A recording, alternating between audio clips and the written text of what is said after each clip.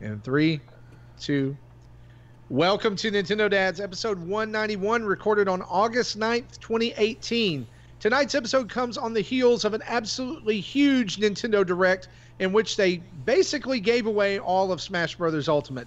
And we're going to talk about that tonight as well as a host of other things. Jesse, roll that beautiful bean music.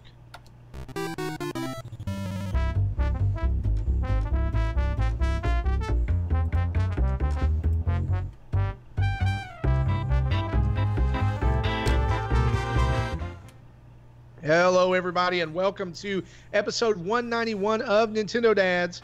I am joined tonight by two of the finest dad bods in all the land.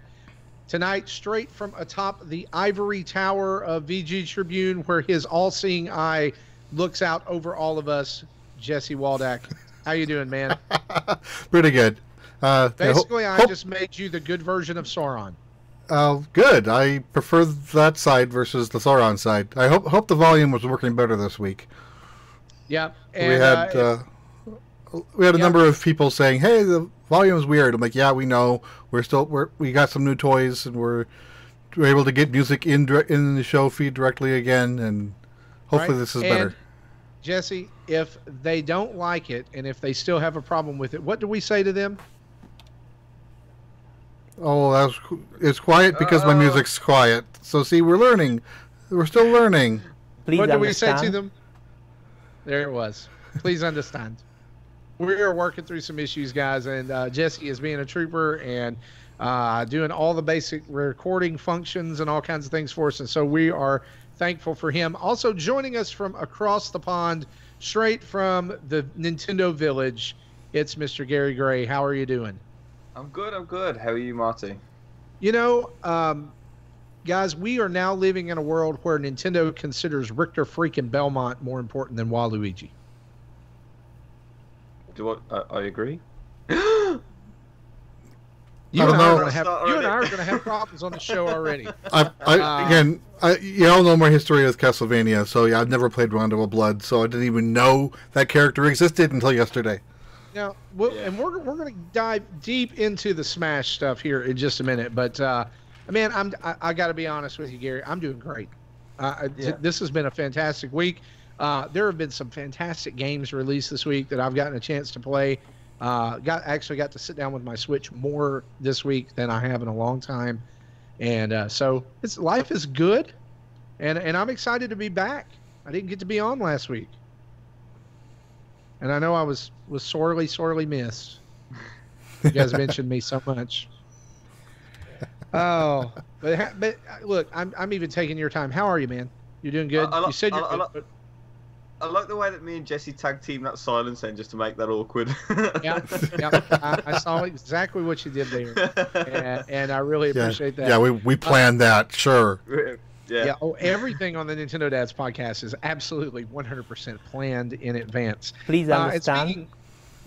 Just like that. Just speaking of games that we've been playing lately, let's get right into what we've been playing this week, shall we? Let's do it.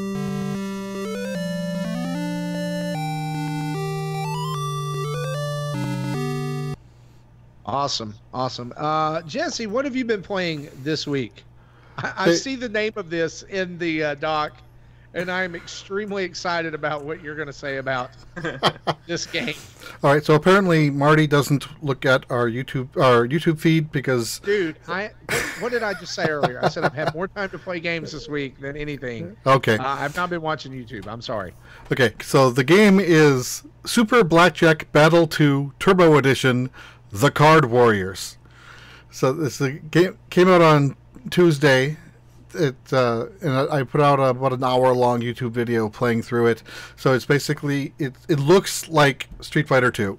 The characters select with the map from different countries, and it has you flying from country to country for every battle, and then the final boss is this guy in a suit from Las Vegas. So every battle is. Of course it is. Of course it is, because I'm not sure what the goal is. I just started with one character. I didn't play through all of them. So each battle is a 10-round blackjack tournament where everyone starts with $1,000, And at the end of the tournament, as long as you aren't at 0, if one person gets a 0, then this is just match over, and you lose if it's you, or you win if it's the opponent.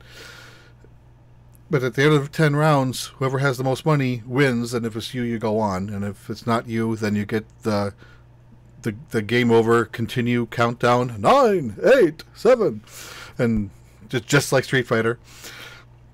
And then, of course, there's infinite credits, so you can just keep on continuing until you win. And more times than not, I still lost the last hand, but still had more money at the end to go on. So this really isn't a game of how lucky you are and how skillful you are. It's a game of how unlucky your opponent is. That's generally how I ended up winning most of my games. And while early on it seems like your opponent is like betting crazy, and especially if they win the first few rounds, but the more they win, the more they bet. So if they lose 2 hands in a row, they're tanking. So I just found a happy medium. I think I like 250 each round, start out of the 1,000, and most of the time that was enough to let me just hang in there enough to the final round and hopefully get the win.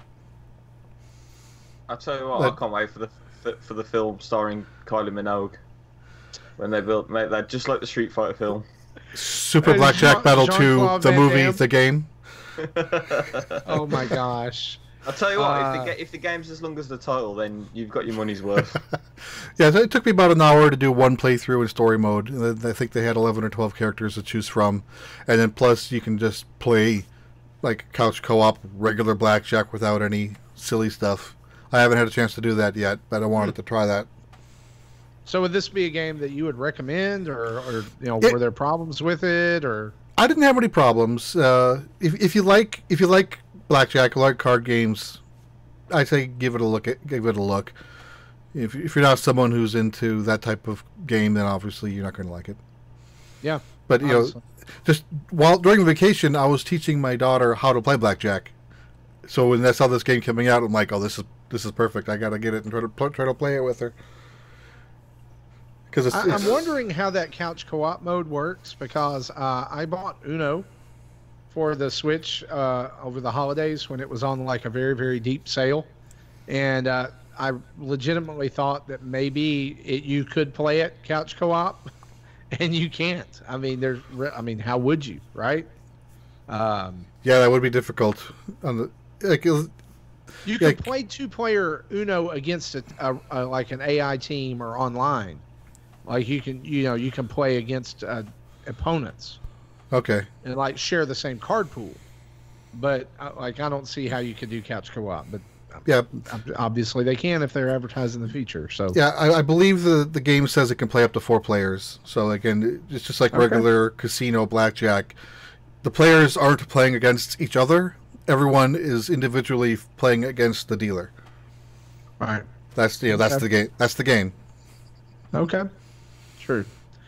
Gary and I, we'll move on to you, Gary, but Gary and I have been playing the same game this week, and that is what? Yeah, Flipping Death by Zoink Games. Yeah.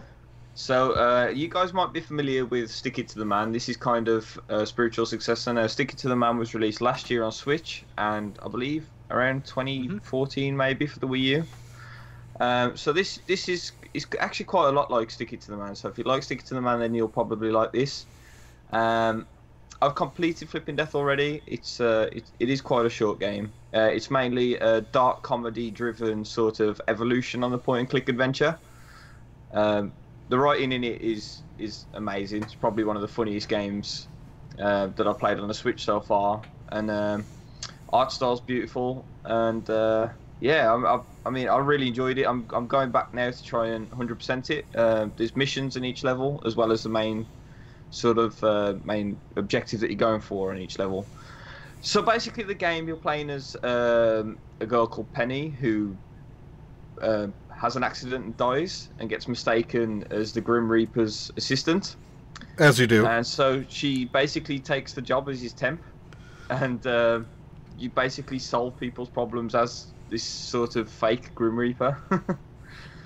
And yeah, I mean that obviously leads up to all sorts of crazy sort of situations. But you can flip the world between the living and the dead and the real world, the living world, by possessing people as well. Yeah, and let's stop right there. And the title of the game, as well as the word flip, are a little misleading, I feel. And the reason for that is it makes it sound like Super Paper Mario for the Wii. Like you can just flip between 2D and 3D whenever you want. Or like the new Yoshi game coming out. Right. And so you can't do that. You have to find souls, or I just called them in our little review that I did for our channel on YouTube. I called it just basically currency, and it's like these little floating souls that you basically can pay to possess these people. Now, once you possess them, you can go back and forth anytime, but it has to be at their body where you find it. Their aura changes color from purple to orange. So you can't just flip back and forth like you want to, but that is the main mechanic of the game and how you solve these problems. Yeah, and the way that people are positioned around the map, it's sort of constructively done, so there'll be people in places that you can't get to straight away. So yeah, you do have to possess someone to flip it around. But sounds like that DS game Ghost Trick. Is that kind of resembling that, or don't you? I can't say I've ever heard of it, to be honest. Okay. Now I've got to go look this up. You should look it up. Jesse, diving deep. It's really good. Into the back catalog of the DS. Yeah, but basically, yeah. If you have to sort of, I suppose, a dark comedy, story-driven game, then it's actually recommended. It's also got really good HD rumble, which you don't never seem to notice on many games, even when they do have it. But this is one that it kind of stuck out. Every time you sort of enter the doorway, it sort of like vibrated upwards or downwards, depending on which way you're flipping the world and stuff like that. It's. But does the game make the joystick laugh? No. Because as soon as Golf Story did that, I'm like, okay, no one can do a better job with Rumble ever again. That game had excellent attention to HD Rumble, and we could probably spend a while talking about that. But it does. Gary's right. I mean, there are just some moments where you're just kind of like, whoa, okay. I like this game, but like I kind of also have a few problems with it, and one of the big problems I have with it is that it kind of is just Stick It to the Man 2. If you've played Stick It to the Man, you know that the kind of the gimmick is that you're able, like an alien falls out of the sky, hits this guy in the head, and then takes up residence in his head, like his container, his resting place, and this psionic hand comes out of his forehead, and he's able to grab things and manipulate people's thoughts with that. Penny is able to read people's thoughts and actually take control of their body and manipulate the things that are in their their hands to do it. And like one notable possession that I did was you possess a bird, and you can fly around and crap on people. Yeah. And that's one of the missions is to target practice. Target practice on 10 people. But like that opens the world up and lets you fly. But like her main way of getting around is, side to side, back and forth, and jumping. But she can also throw Death's scythe and then teleport to it. So like she could throw it to a platform you can't reach and then teleport up there.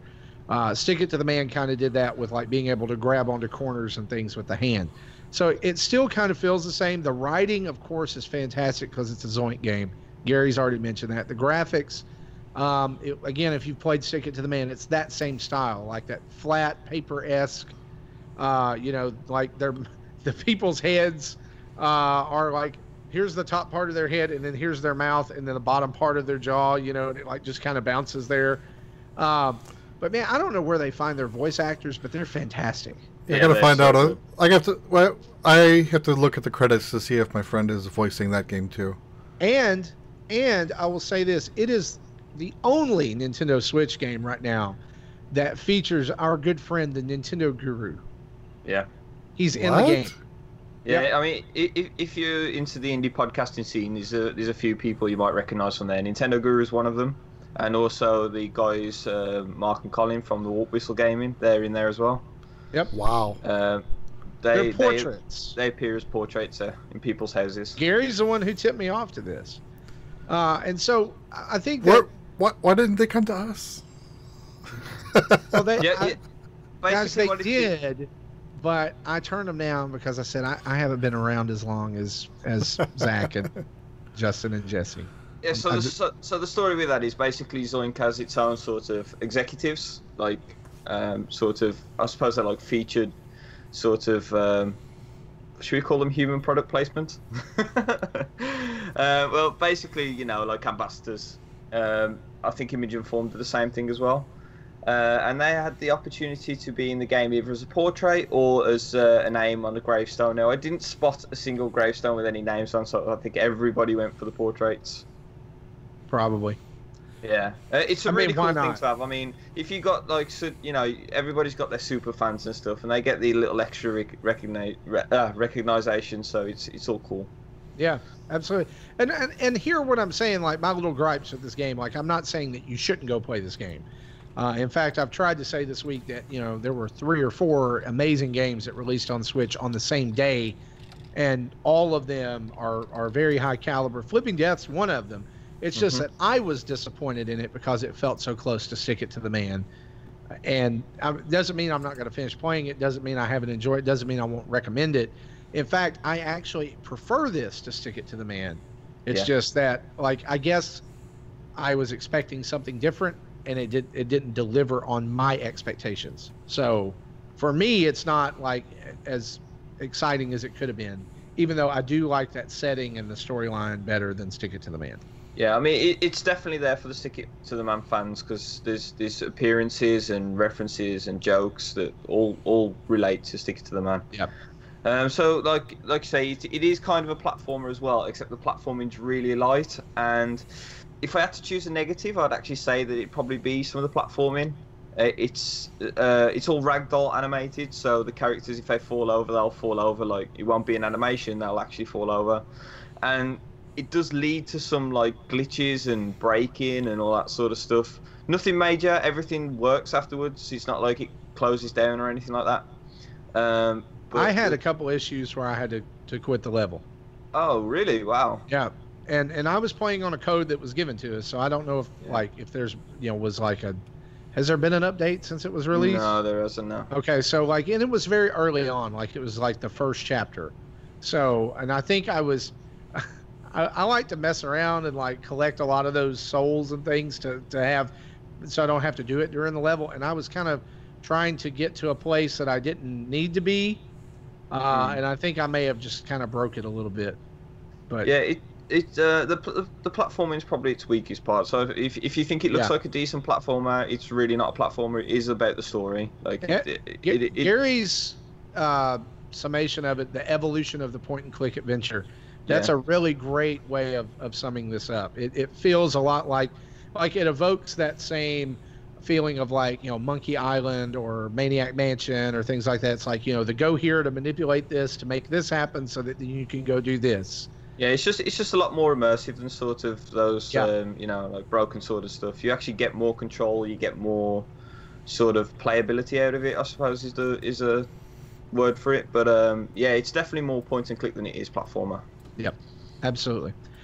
So this week I've been playing 2 games. I actually have purchased 3 games this week. Number one, which, and I won't talk about this game on the show this week, is Overcooked 2, and the reason for that is that I haven't played it yet, and I'm trying to finish Overcooked 1. And I was telling the guys before we started recording tonight, my wife will absolutely not play this game with me. She says it gives her anxiety, and that's probably due to the fact that I'm real competitive and I want all the stars, and so I very enthusiastically will tell people where to put tomatoes and when to chop them and why is my kitchen on fire? What are you doing? You're a failure. You're not my child anymore. No, I've never said that. would never say that over a video game. Oh my gosh. But no, like we get into it. And so I'm looking for an Overcooked 2 group. I can't play online, so don't even ask. It's because I live in the redneck foothills. But I'm gonna there's video footage of Overcooked 2 up on our channel from Justin Masson and others, and so you need to go check that out. I've been playing a game this week that's been in the news a lot, and we're not going to talk about that part of it.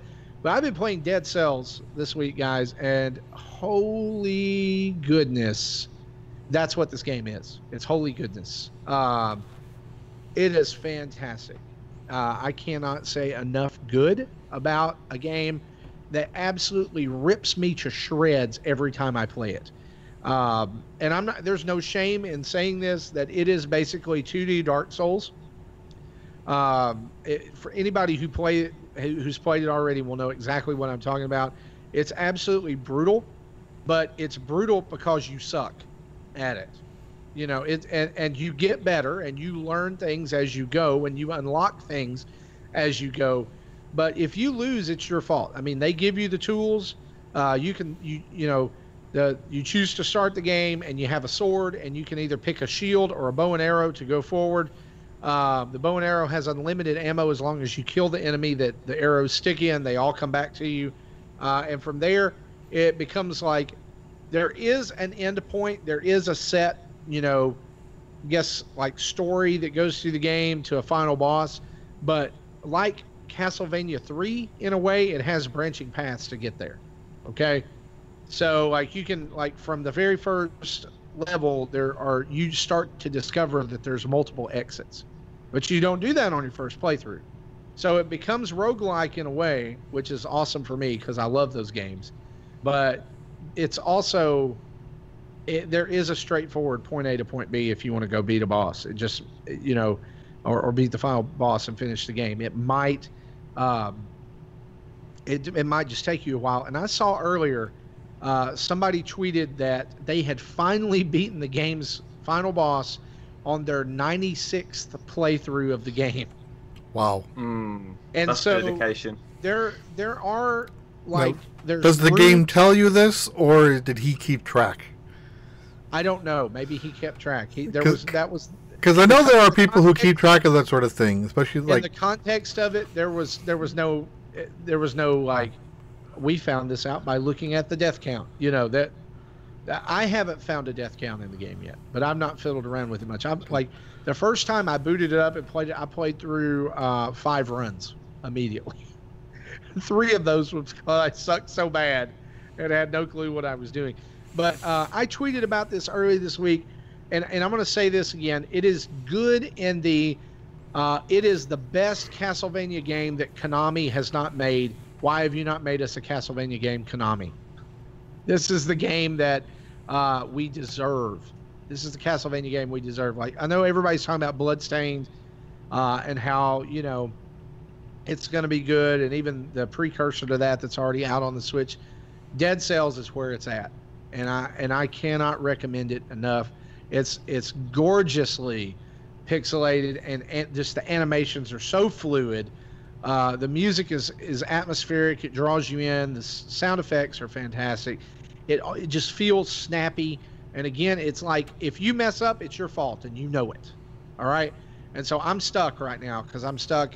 You get to a point where you've run through the beginning area, and then there's 2 after that, and you get to a place called the Black Bridge, and there's a boss there that is waiting for you called the Concierge, and it's just I can't do it. I consider myself to be pretty good at 2D platforming and games like that, and I just can't not do it. I can't figure it out. And the thing is it's not that, like, this past time I got fairly close, but I didn't have the loadout I wanted to have by the time I got there. But in a previous game I had a different loadout, and I think that if I'd had that previous run I would have beat him. But this time it just was not, like, I didn't have the tools. And so one of the ways that you evolve and one of the ways that you take that is, of course, you're going to find items. It's going to be roguelike like it normally is, and weapons. But you can unlock new skills that are permanent by spending souls that you collect off of enemies. Enemies will drop these little blue orbs that are souls, and you can, like, you know, like on a typical run, you'll get anywhere from 17 to 30 of them, right? I mean, you can totally skip the enemies if you want to, or you can just kill as many as you want. Of course, it's risk versus reward. And when so we've had 2 games this week where souls is currency. Yeah, yeah. Thank you, Dark Souls, for that. Yeah, so you, like, when you finish a level, or when you get to the end of a certain section, you kind of go into this place where it's like in between. And the first thing that you can do is spend your souls, and you spend those on the upgrades, you know, like, and it's like blueprints for weapons you can unlock during the game, or new skills for your character. And then you have to spend them all. You cannot leave any. And because the door stays locked until that happens. Well, when you do that, the door swings open, and you go to the next person, and it's somebody who offers you a mutation for your body. And that mutation can be something like up your attack power, or get 30% more health, or you know, survival items do this, or this happens. And then from there, you're able to refill your life, and eventually you're able to unlock a health flask or 2, and you can fill those up as well. So you actually get to go into the next level completely healed. So are these like permanent updates that persist through playthroughs, or just a one-time shot? Not the mutations. The mutations are, you have to choose them every time. Okay. So, but the first thing that you spend your souls on, or cells, I can't remember if it's souls or cells, because it's not right in front of me. But those are permanent. So, like right now, I've upgraded. I'm able to heal twice. I'm able to take items that I drop that I'm not using anymore, and actually sell them in real time to get gold that will allow me to buy more items when I get to certain places, and even open doors. Some doors you have to unlock by paying money. So, you know, it gets pretty deep pretty fast, and the original chamber that you start in begins to change, and you kind of start getting a little bit of a hint of a story. Guys, it's just really good, and I really recommend this game. If you love Castlevania, if you love 2D platformers, if you love roguelikes, this is right up your alley. So that's Dead Cells. I've also been playing Minute, which just came out today, which is like a Zelda-esque RPG played a minute at a time. Your character has a lifespan of a minute, literally 60 seconds to go and do whatever he's going to do. And you like begin to explore and collect items and open up the world as it happens. I can't really say much about it because I've just gotten into it, but it's so charming. It's done in like an Atari 2-bit style, 4-bit style. Like, it's all black and white. The background's all black. All the characters are all the, you know, artwork is white against a black background, and it's really cool. I didn't even know WarioWare and Zelda were dating, and they've had a child. Yeah, you know what? That's a great analogy. This is like a grown-up child of WarioWare Zelda. Yeah. Like, he's grown up and he's added a few seconds, you know. He's a little more confident, so he can, yeah. It's 59 seconds now. Yeah, I need to check this one out. It sounds interesting, to say the least. Oh yeah, and it's $10 on the eShop. Yeah. I had enough gold coins to get it because it's actually on sale in the US right now, at 20% off. I had enough gold coins to get it for $1.94. So I feel like it's a pretty good investment. Yeah, nice. But even if I had paid full price, I would still say it was a good investment. So that's Minute, and it's out right now, and you can check that out. Guys, that's what we've been playing. Let's move into the news.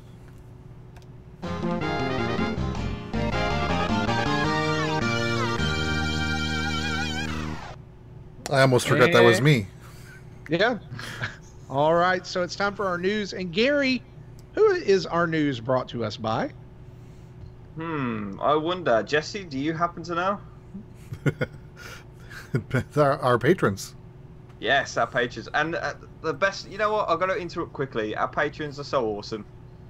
They really are. And we've been giving them quite a lot of content and stuff lately as well. So, you know, they're like in this little private club, and it's all amazing and awesome.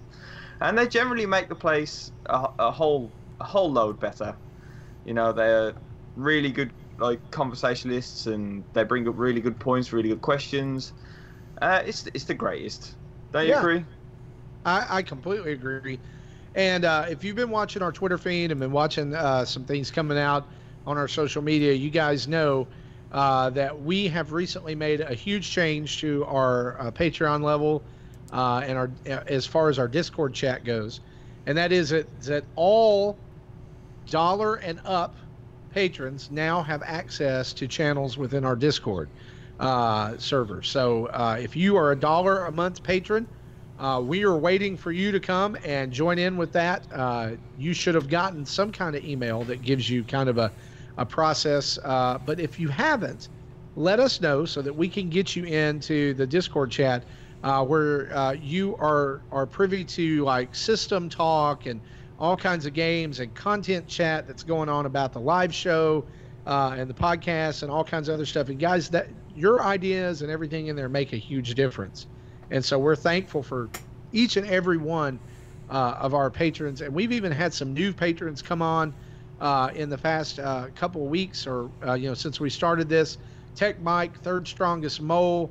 I'm sure there may be a couple of others that I'm forgetting, and I'm sorry for that. I'm just kind of looking down the list right here as we go. And we're super thankful for them. Shell Shock Prime, who I think was in the chat earlier, he pledged and got in. And we want to just welcome those folks into our Discord and continue to make a great Nintendo Dads community. You know, it's where Toys R Us in the States is dead, so kids can't have nowhere to be kids anymore. Toys R Us is where a kid can be a kid. Nintendo Dad's Discord server, it's where a Nintendo Dad can be a Nintendo Dad. Yeah, it's like online Toys R Us, except without the toys, without the us. With the us. And without you emptying your wallet except for what you pledged to Patreon. Yeah. Although your wallet may be empty after you get in and you hear like game recommendations and all kinds of other stuff from all our cool patrons. And just as a side note, the Patreon thing, it really helps out. It makes the show become better and better as we go along. It helps out with equipment. It helps out with purchases. Like anything to help the show out really does make a huge difference. And everyone in there, like I said, is awesome. So massive shout out to those guys. They've recently got some exclusive content from me there as well with Ask Me Anything. And I'm sure we try to interact as much as we can. We do giveaways and stuff like that as well. Yeah. So yeah, massive rewards for being a patron. But it's just an awesome bunch of people. Absolutely.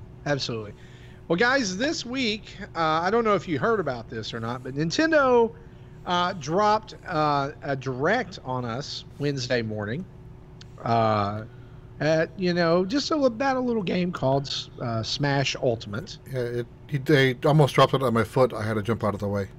Yeah, and I want to get this out of the way, and I want to say this because I'm afraid that in the talk of everything that's going on that I might miss this.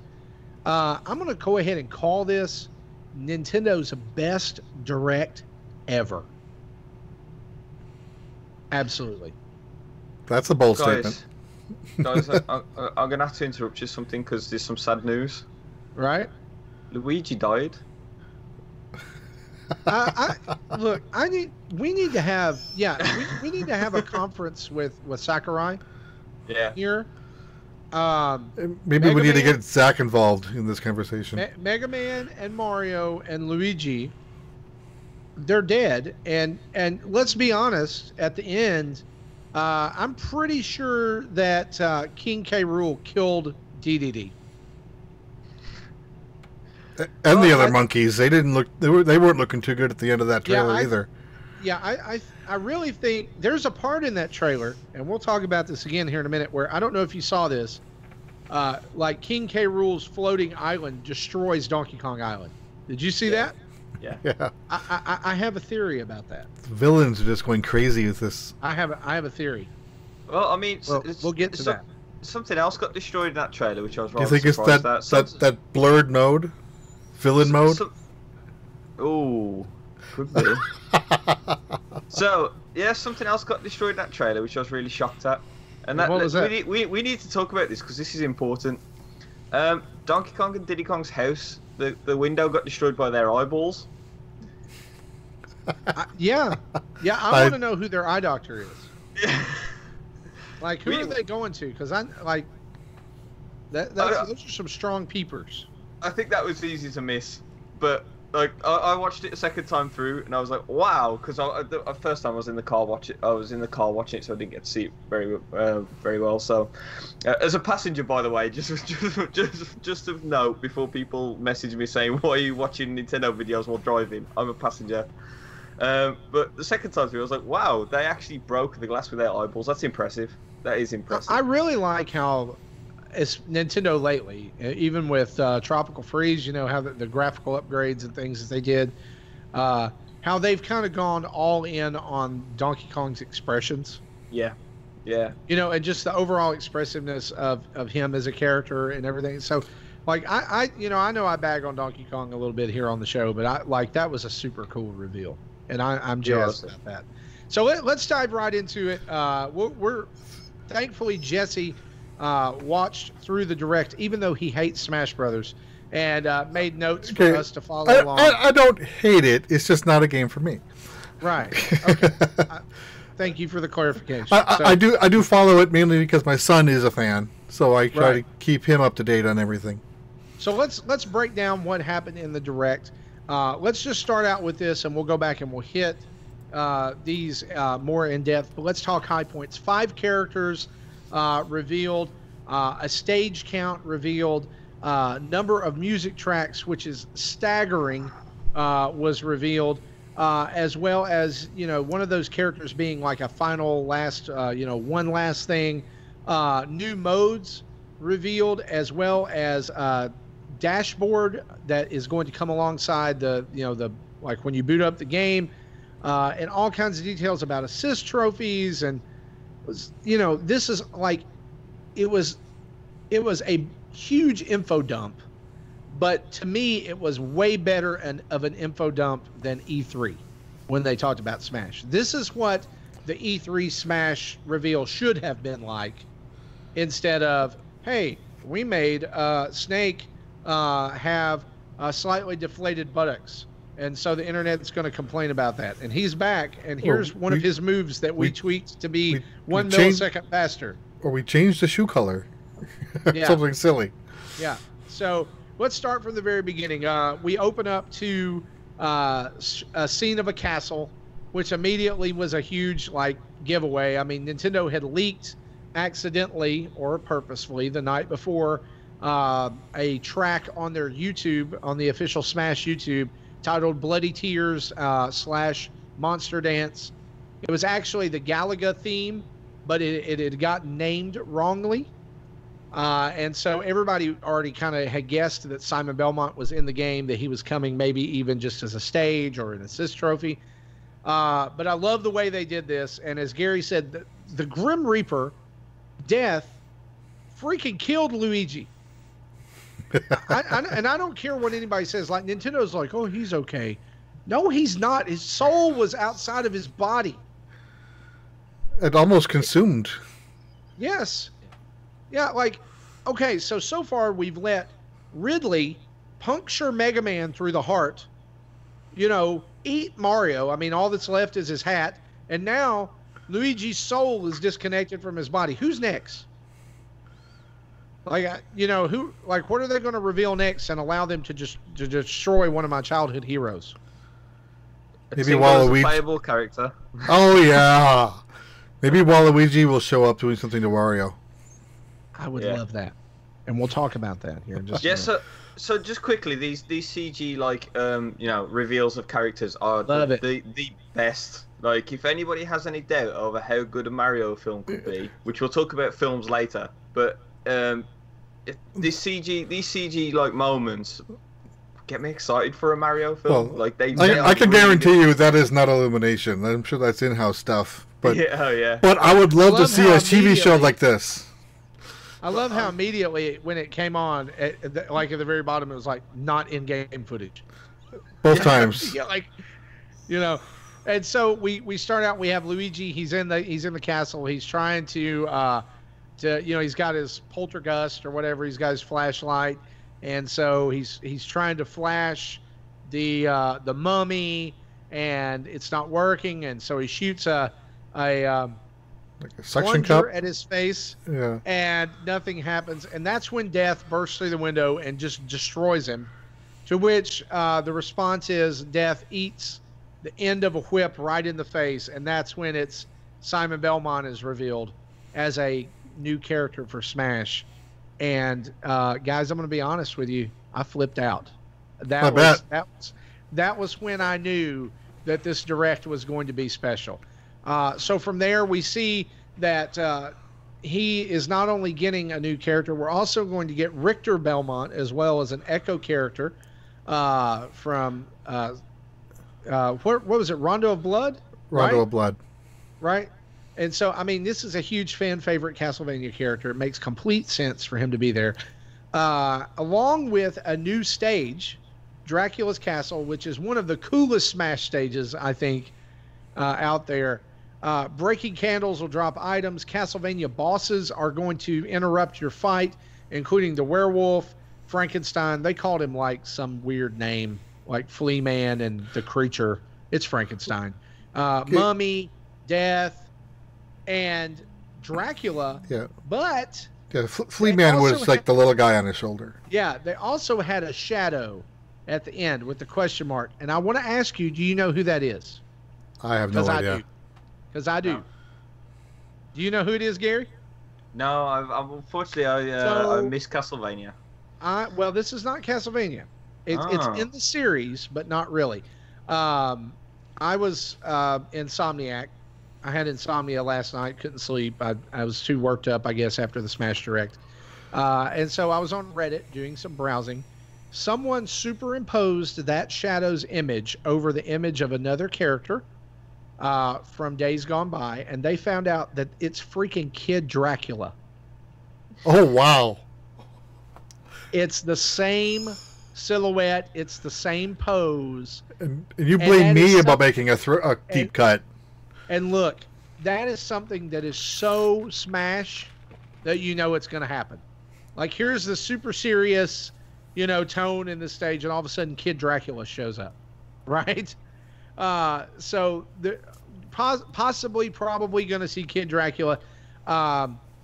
Dracula is going to show up as a stage hazard, which really to me looks like more of a boss fight than anything. Like, it doesn't look like shoot the Yellow Devil 5 times and he explodes. Dracula looks like he's going to wreck shop when he's in there, and he only shows up at certain times. Not like the other parts. It sounds like you have to do something specific to trigger him. Right. Along with that, they announced that this just blew me away, y'all. 34 music tracks from Castlevania are making their way into the game that you can hear on this stage, along with Alucard as an assist trophy, which, like, I love this because not only did they go in on Castlevania, they went all in on Castlevania at once. Yeah, this is making me look forward to season 2 on Netflix of that show. And I'm probably going to rewatch season 1 just because it's only an hour. If you think back to the 8-bit era of the NES, right? And I refuse to call it NES, and I know that that's official pronunciation now. No, it's NES. Oh, we need to talk about this in a minute. Let's get this Smash thing out of the way. Okay. Let me have a rant. So the NES, if you go back to that era when Nintendo built an empire, right? Basically, you have Mario, you have Zelda, you have Mega Man, you have Castlevania, Namco's there, Metroid, Kid Icarus, all of that, right? Guys, it really finally feels complete for me. Like, I've said this since the Smash ballot. Simon Belmont is such a natural fit for this game, with all the items, with the way that, the play style and the way they could use them. And like, it is beyond my wildest dreams how good this is. And I was so stinking happy about this. So they go from here. Well, And before we move on, they never specifically called it out, but they showed it in the video like 3 or 4 times. Apparently, wall chicken is a new item in the game. Because I'm wondering if you can pick it up and actually eat it to gain health or lower your percent. oh yeah, that's true. Yeah, and that's not actually. You know what? It's not the only place they showed it. Yeah, they showed it like 3 or 4 times. They showed it when Shovel Knight dug up items from the ground. Yeah, I think the very first time I saw it was when they did the Simon reveal. He threw the holy water on the ground, and I think there was a wall chicken at the end left behind. Okay, we'll have to check that out because I'm like I would love that. I'm going to assume there's Castlevania items in the game because they've gone into that world now. They go straight from there. Into releasing 2 brand new Echo Fighters. Crom, who, right, who didn't see this one coming, right? If they're going to do Echo Fighters, they might as well do Crom. They do an Echo Fighter of Lucina. And this is probably, would you guys not say this is probably the most desired Fire Emblem character to be in this game?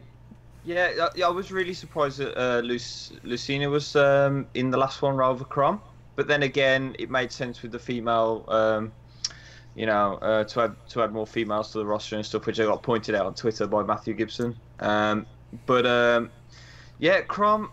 felt like he should have been there anyway.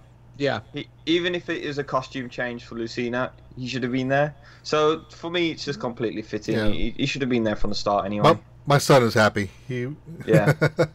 Crom is really the only one that I care about besides Ike, and I like Ike because the play style is different. And but you don't want Tiki or Tharya?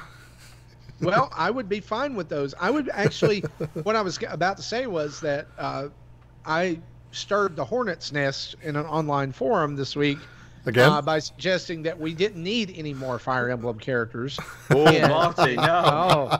Because, and you know where it comes from? It came from me organizing my amiibo shelves and looking at all of the massive amount of Fire Emblem characters that are already in there, right? I mean, it's almost more than Mario. Yeah. Almost. And here's a point that was made, and I will give people who made this point, I'll give them credit for this.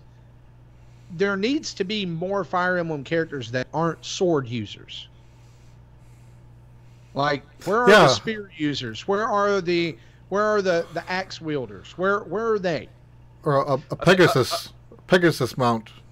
Right. Yeah, I mean, I think the reason is because obviously most of the main characters in Fire Emblem have been sword users. So I understand the complaints, but at the same time, it's like, if they're the main characters, they're going to be the ones that show up. And the majority of the time, it's because the swords are the focus of Fire Emblem. But you've got other series who have non-main characters represented as fighters. Yeah, I mean, everybody knows that we need Camilla from Fire Emblem. It has to happen at some point. I would take that. I mean, it's not that I don't like Fire Emblem. It's just that, like, that's Roger's waifu, right? Most of the characters that have been introduced end up kind of just being the same. They feel the same when you play as them. I mean, the only ones who really feel different are Robin, Corrin, Marth, but he kind of feels like Crom and Lucina and Ike. It's those four are the different ones. Yeah, within the context of a Fire Emblem game, it really doesn't. Most of the time, it doesn't matter. Does it have a sword or an axe or a spear, and the weapons triangle. Yeah, I mean, as much a big a deal as they make about the weapons triangle, you think that they might include that in this, but I don't know. Not if they don't include any spearsmen or axemen. Right, exactly. And so Crom's in the game. Another character that was introduced that has long been asked for was Dark Samus. And Dark Samus, of course, being an Echo Fighter of Samus, I love this. Like, I'm really cool with this because the design of it just looks incredible. Some people were kind of razzing the fact that it's what they called the stitched softball version versus the Metroid Prime 2 version, which they kind of said looked cooler. But I think either way, people have been complaining about more Metroid characters for years, and here you go. You know, and the thing about the Echo Fighters is, and let's reiterate this, they're not just a costume change. They do have their own animations and their own voice and their own way of doing things. Yes, they're based on Samus, or they're based on Peach, but they're going to be different. And so, you know, a lot of people that this is their chance. And they did stress that with Simon and Richter. Absolutely. Well, they actually, I love the way they stressed it. They said which one's echoing which, because a lot of some of the moves are moves that come from Richter's moveset in Rondo of Blood. Right? And I mean, Dark Samus had this little float as well. Like you saw that every time she was still, she sort of floated a little bit. And you know, I think it's so cool that Smash Bros has those little details in, because other fighting games would have just done a skin and that was it. They'd have left it at that. But you know, I quite like the Echo Fighters thing. I know some people feel like it's cheap. It's, in my opinion, it's not cheap. You know, let me ask you this: Sakurai said after this, he basically said there will be more announcements later on, or there will be a few more. Yeah. And so the K. Rool got announced at the end, so that's one, but that's not a few. So my question to you is, are we going to see any more new fighters, like brand new movesets, brand new, or is everything else, do you think we're going to see Echo Fighters? You know, it wouldn't surprise me if we get some more new characters, and one of the ones that wouldn't surprise me if it would be Rayman. Rayman got glossed over as a trophy last time, and not an assist trophy. And I kind of feel like it was going to make way to be DLC, and it fell through. So it wouldn't surprise me if he gets shoved into this one. But well, you know, I mean, my pick for this game was Rabbids. Yeah. Like I wanted Rabbids in, and I think 100 Rabbids Smash would be awesome. Well, if they do get Rayman as a character, I definitely would expect Rabbid to be an assist trophy or some in a stage hazard or something.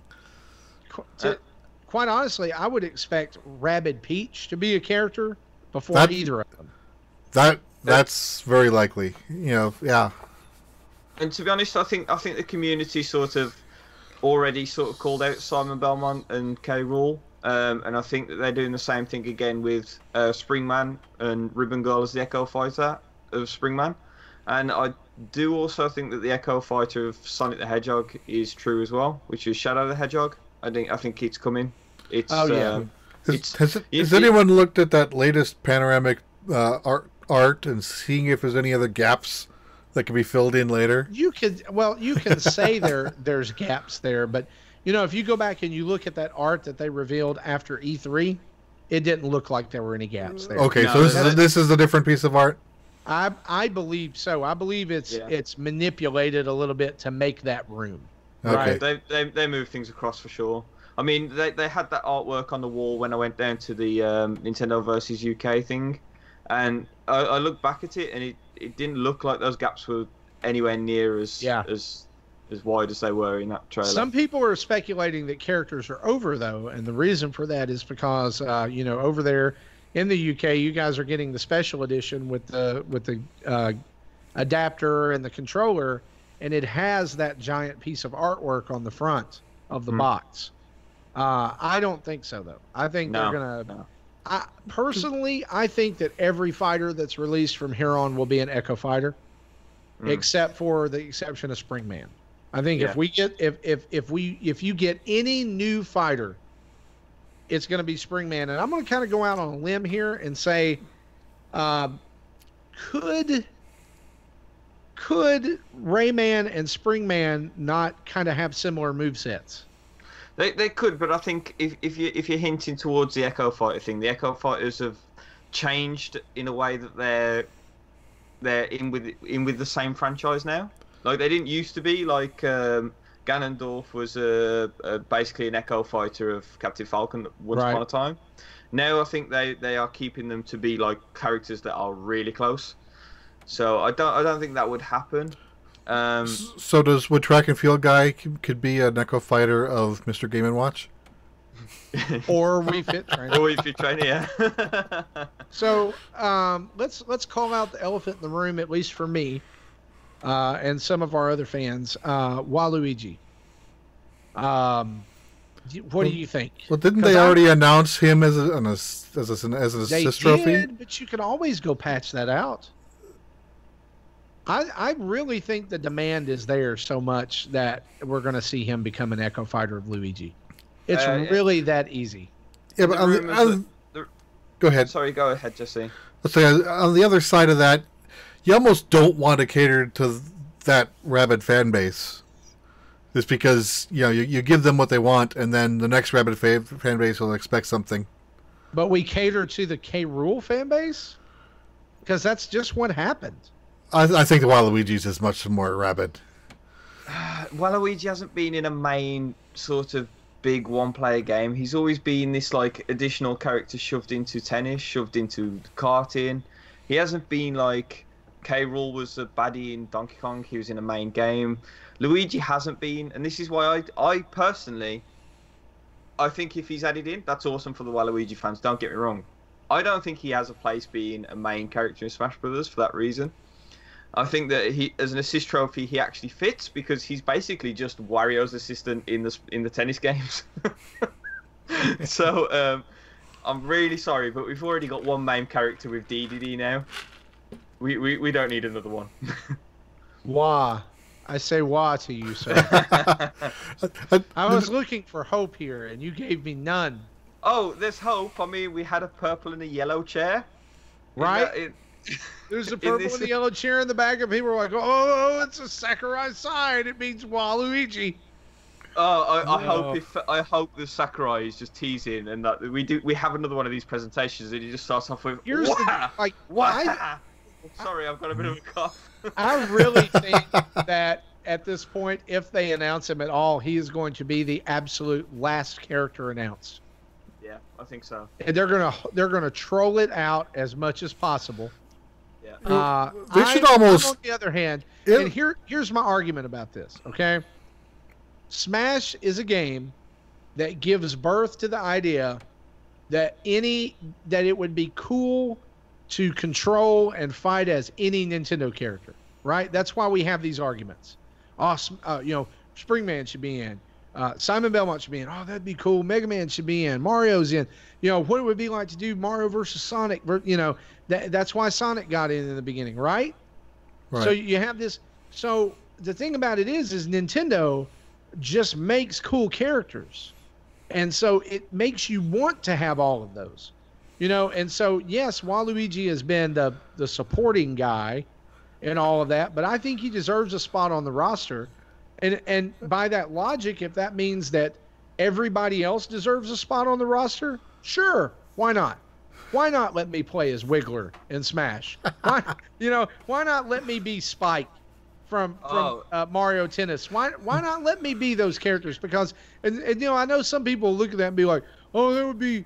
You couldn't do that. Didn't you have like stages where the stage hazards would be the characters versus each other? Who cares? It's Smash Brothers. It's not rocket science. You're getting really meta there.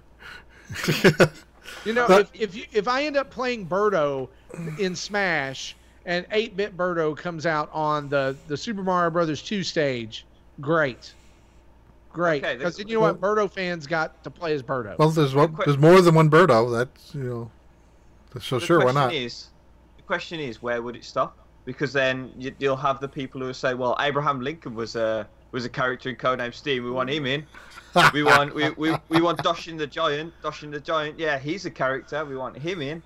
And then it's going to escalate. It's always going to be a want. There's always going to be a want. There's always going to be characters that somebody will want in somewhere.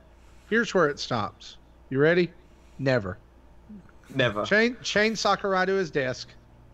And give me more characters. Here's the thing. I actually thought this earlier today. He doesn't even have to be involved in this. Like, that man is giving his all for Smash right now. He is pouring his blood, sweat, and life's work into Smash. If we want to add Waluigi later down the road in DLC, he doesn't need to be involved in that if it's an Echo Fighter. I love the Echo Fighter concept because now they've set it up that they can add anybody in as an Echo Fighter. Give me the whole Star Fox team. And we could always have I want to be Slippy Toad. I want to smash Voice Smash is Slippy Toad. I'm sorry. We could also have the Echo character of Waluigi be the weird Mario of Mario Maker. I'm fine with that. If it gets him in the game, I'm fine with that. That's an alternate costume for a Waluigi. Yeah, definitely. I mean, Mario's got the Waluigi color, but then it's like, yeah. Okay, so with the Echo characters and the main characters, there was also Shovel Knight was announced, but he was also an assist trophy. Now this one is one that again people wanted as a playable character. Again, I have my own feelings on it, and I think that the assist trophy is a perfect place for him. I think where he has become one of my favorite characters of all time now. But I don't really feel like he's main contender of Smash. I mean, just to have an indie game recognized to this extent in a Smash game is an achievement in itself. Oh, absolutely. Yacht Club Gaming should be so proud of themselves, like, because I am for them. I'm sure a lot of people are. But I don't feel like he's quite at that caliber yet to be a main character. And this is what I was saying about boundaries and where does it stop. If Shovel Knight's in, then everyone's going to want Shantae. If Shantae's in, then everyone's going to want the guy from Dead Cells. Then if he's in, where's Hellboy? And then it's going to get to the point where it's Patricia Wagon. Insane. Yeah. See, you're saying this, and like, it's like I'm not seeing the negative. Like you're saying it, like you're gonna want all these characters. Yes, we want all these characters. You know who I think the next, like seriously, let's put in QB from Box Boy. Yes. Let's do that. QB boxes it in. Okay. So my most exciting thing from this entire direct, right? We need to get back to the direct. I'm sorry. We got the modes, we got the characters, we've got the ability to strangely listen to your Switch like it's an MP3 player in your man purse or handbag, and that to me, just release the soundtrack on iTunes. Come on, seriously, and really, and that alone, especially if they do all 800-ish tracks in iTunes, that'll be a $40 soundtrack.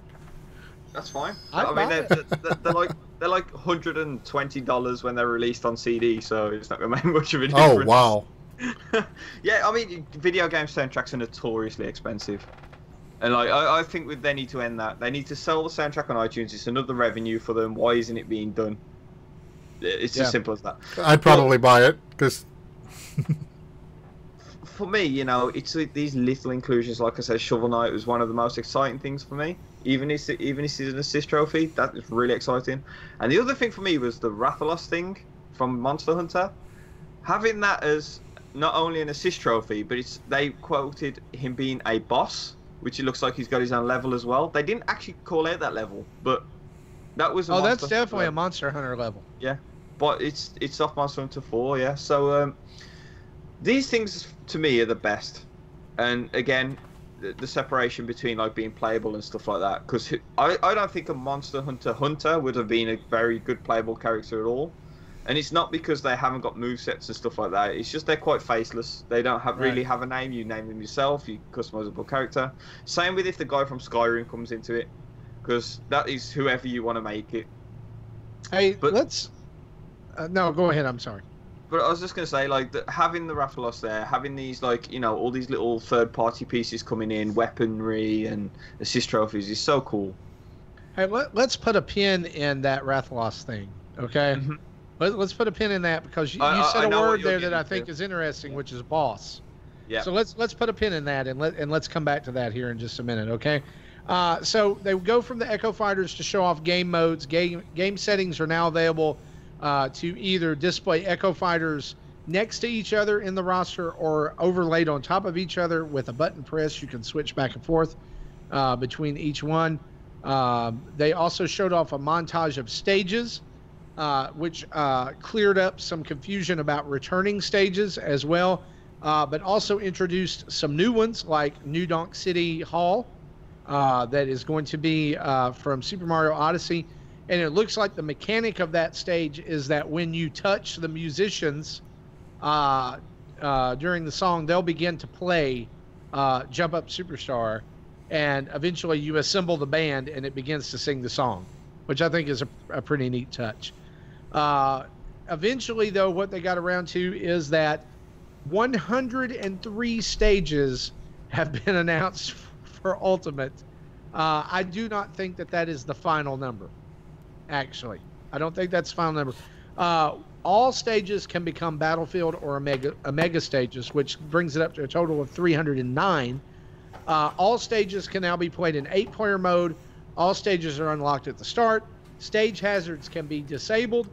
And now stage order is in chronological order like the fighters. One thing that they mentioned later on in the video, but they didn't choose to mention right here, is that stage selection now happens before character selection in this game, which I think is a very interesting choice. It's a huge diversion from the rest of the series. You'll choose your mode, then you'll choose your character, or you'll choose your stage, then you'll choose your character based on the chosen stages, so you'll know which character works best for which stage.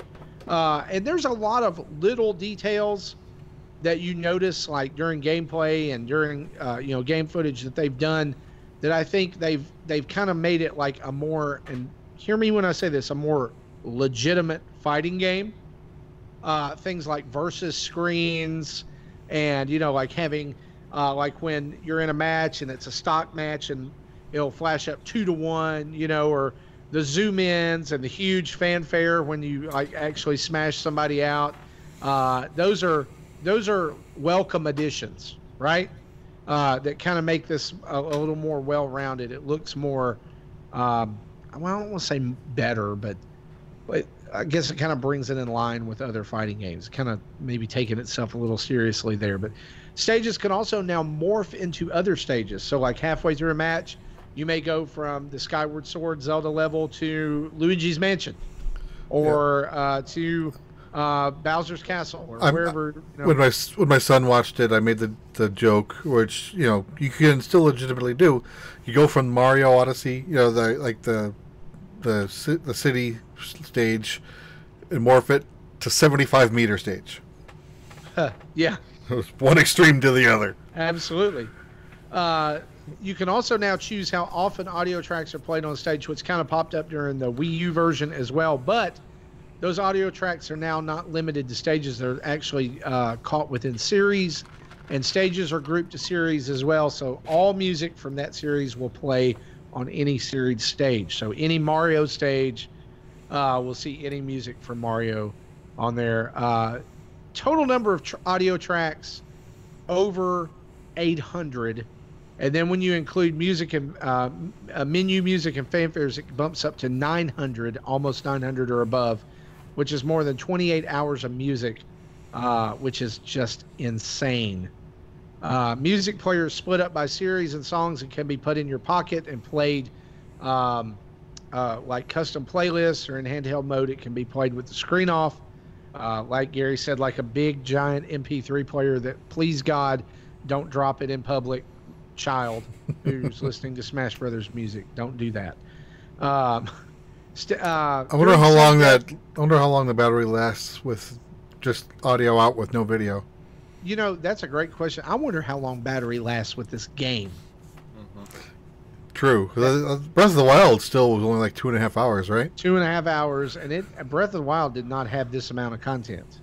It's close. Well, it doesn't need content. It's just how powerful, how much it crunches the video card or the CPU with the content it's rendering. I have a feeling it's crunching it pretty hard with this game. But, during sudden death, this is a new feature too. Camera's going to zoom in on the fighters with a ring of fire around that will actually force them closer to each other and actually be a barrier that could cause them to be eliminated.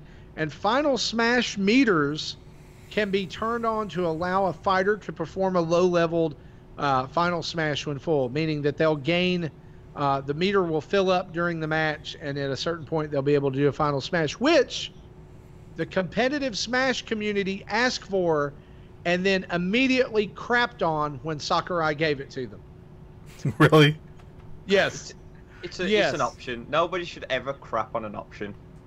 Well, it's funny. No, my humor, like the humor I find in this, is that it's something they ask for, and then he gives it to them, and they're like, "It sucks."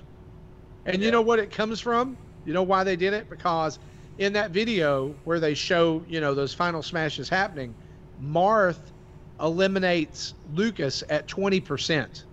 Yeah. And they're like, "Well, it's too powerful. Well, it's what you asked for." Well, the game is still being worked on. They're still tweaking things. Still don't take anything as gospel at this stage. What is it? 4 months away, right? Yeah. Still 4 months away. Right. And plus, they can tune things afterwards. I was going to say, it's probably more 2 years with all the patches and tweaks that I'll give it. What you say? Right. All other new modes that were added: Squad Strike, which is 5v5 or 3v3 elimination fights of teams, where you can pass the controller or you can play them all yourself. Tourney mode up to 32 players, which will actually make organizing tournaments for live events really, really easy and handy. This next one is one that my son is looking forward to playing with, because he likes he's a player that just picks random and just stuck with what he's stuck with, so he's learning multiple characters. Yeah, I think this is a great way to learn multiple characters. They're introducing a mode called Smashdown, where fighters from previous matches cannot be used in the next match, which requires players to change up their play styles until all fighters have been used, and then all of them unlock again. Which, if you are keeping count, there's 83 fighters, I think, or somewhere around there. Yeah, I lost count. So, I had a number going on at one point. Or it's really, really high, and so that would take you a while to do. And then there's Classic mode, which is your single player fight up the rungs until I assume you're going to fight Master Hand and Crazy Hand. And there's one mode that they did not mention. In fact, it was blurred out. And it was in the bottom left-hand corner of the menu screen. And it's almost like it was a challenge to the internet to see how quick they could decipher this via Photoshop. But guess what, guys? It's been deciphered. It has? Do you know what it says? No idea. They've managed to make out one word: spirits. So it's not my villain mode? I don't know, but I think it has something to do with that. And with that being said, let's talk about this. Gary said something earlier about bosses, right? About how the Rathalos. When they showed the dashboard, one of the icons in the dashboard was also blurred out. Yes. Yeah. Also, I didn't know if you noticed this, but one of the other icons that they showed and then just did not talk about was a switch. It looked like a switch with lines coming out of it, like Wi-Fi. Almost as if there were local play. I could see that happening. Right? They'll probably talk about that in the next direct. I'm sure there'll be another one. Yep. So, there's going to be another direct. I mean, this is their hype game of the year. This is their system seller for Christmas. There's going to be another direct. So, Gary, let's talk about this for just a minute. Rathalos is in. He's a boss. During King K. Rules, kind of one last thing, introduction video, there is a segment that plays during that for no reason, and it is the only one, if you'll go back and watch, it's the only moment that it does not say not in-game footage. Yeah. Unless he's fighting. All right? Mm-hmm. Unless it's like him actually being used and showing off moves. It's the only cinematic that does not say not in-game footage. There's footage of K. Rool's Island blowing up Donkey Kong Island by shooting a laser through Donkey Kong's face. And I think that has something to do with that mode. I think there's some kind of single-player story for this game that they are absolutely not going to talk about until it's almost out. As soon as you saw Dracula, I was like, that's a weird stage hazard, and they referred to him as a boss. I was like, oh, that's interesting, calling him a boss, normally it's just a stage hazard, so, yeah. And then as soon as I mentioned Rathalos, it sort of clicked into place then, and I started thinking, you know what, it's a one-player mode, it has to be. You don't refer to these things as bosses. I loved Subspace Emissary. I know it was all kinds of messy and dumb story. But like those fights against like Rayquaza and others, you know, like I loved those moments. And you know, it took you out of the main you know, way of playing Smash. And so like I'm welcome that. I'm excited that that can possibly happen. And to tie this in with what Jesse's saying, you know, we've already seen Ridley kill Mario and Mega Man. Now Death has killed Luigi. What if this is like the rise of the villains and all these heroes get turned into spirits and someone has to save them? I can see that. Yeah. Wild speculation commence. And I don't know what? It's Waluigi. It is. It's Waluigi. It's Waluigi's revenge. Waluigi's killing everyone. And you know, the thing is that if you think about his character, that's probably not far from. It's not. Yeah, it's not far from. Center. You know, if I'm right here, I'm going to fly to Ireland and eat Justin's shoes. I want to see that. I don't. If it's Waluigi killing people, I'm all for it. You know, one thing else that I noticed during all of this huge info dump yesterday, that just made me happy was, they showed in one picture. I don't know where it came from. Maybe it was you know, him versus a new character. Ridley, part of his different skins or different colors is Meta Ridley. Ooh. You know, so he's going to have like the Samus Returns, all, you know, kind of whatever. Sorry if you haven't finished that game, but it came out last year. Get over it. Spoiler alert. He has like all, you know, like mecha parts and everything on him, and that, like, I was like, well, there's my main skin for Ridley. Every time. Man, they dumped a huge load of other stuff. Let's just go through this really quickly. New items, Pokemon and assist trophies coming in. New items, Banana Gun, Killing Edge, the Bomber from Kirby, Death Scythe, a staff, and I'm not sure which game this is from. It kind of looks like a cane, and the further away you are from your opponent, the more powerful it is. I think it's a Kid Icarus weapon. Okay. Ramblin' Evil Mushroom. I don't know where this is from, but when you hit your opponent with it, it reverses their controls. So this will be immediately turned off at my house. Also, another cool, I love this item, Rage Blaster. The more damage that you have, the more powerful it hits. I love it. I love the fun they're having with these items. New Pokemon in Alolan Executor, who basically just divides the stage and you can't jump over him. I saw that. Abra, Solgaleo, Lunala, both of those look extremely powerful. Mimikyu, and I hope I say this right, Pukumuku. I've never even heard of that one, so yeah, I must have missed like, that. It doesn't do anything until you get close to it, and then it blows you up. Vulpix and Alolan Vulpix are in, Marshadow and Ditto, and I'm sure there's more. Beware has already been announced. Then new Ditto is awesome. Ditto. Yes, yeah. Ditto makes a copy of your character who then goes and fights for you. I love it. New assist trophies, and these are probably, again, not an exhaustive list. Zero, who had Mega Man X fans flipping out. Knuckles is in now. Crystal, Claptrap. By the way, when Claptrap showed up, I said they're revealing K. Rool. It's happening. Something about it. I was just like, there's never been a Kremling in Donkey Kong until now, or in Smash until now. We're getting K. Rool. Kapp'n, who, like, this is one of my favorites, puts his opponents on a bus and drives them off the side of the stage. I was amused by that one. Chef Kawasaki from Kirby. Gray Fox. Gray Fox is Metal Gear. I believe so. Okay. His icon was an exclamation mark. Yeah. Okay. So, where is Nikki from?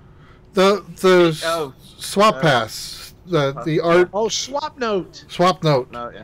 I knew it looked familiar. So Nikki from Swap Note shows up in the bottom left-hand corner, draws a giant bullet bill, and they knock this character knocks an opponent up into it, and it blows him up and blows him off the level. Fantastic. So we've got Nikki and the bunny now from the Badge Arcade. No, the bunny's in? Yeah, the bunny was in an earlier video, yeah. I missed the bunny.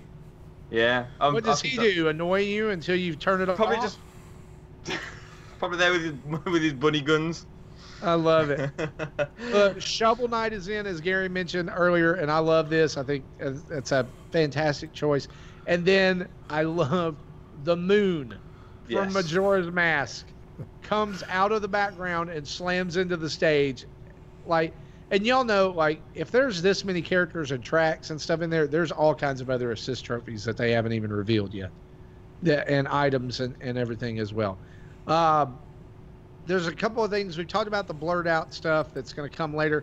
And the last thing in the video after the menu reveal was K. Rool coming aboard and ending the life of DDD. He's dead too. So there you go. DDD's not a villain anyway. I mean, he kind of is sometimes. Sometimes he's not. But he's totally dead because a giant fat alligator ate him. And I got to say this.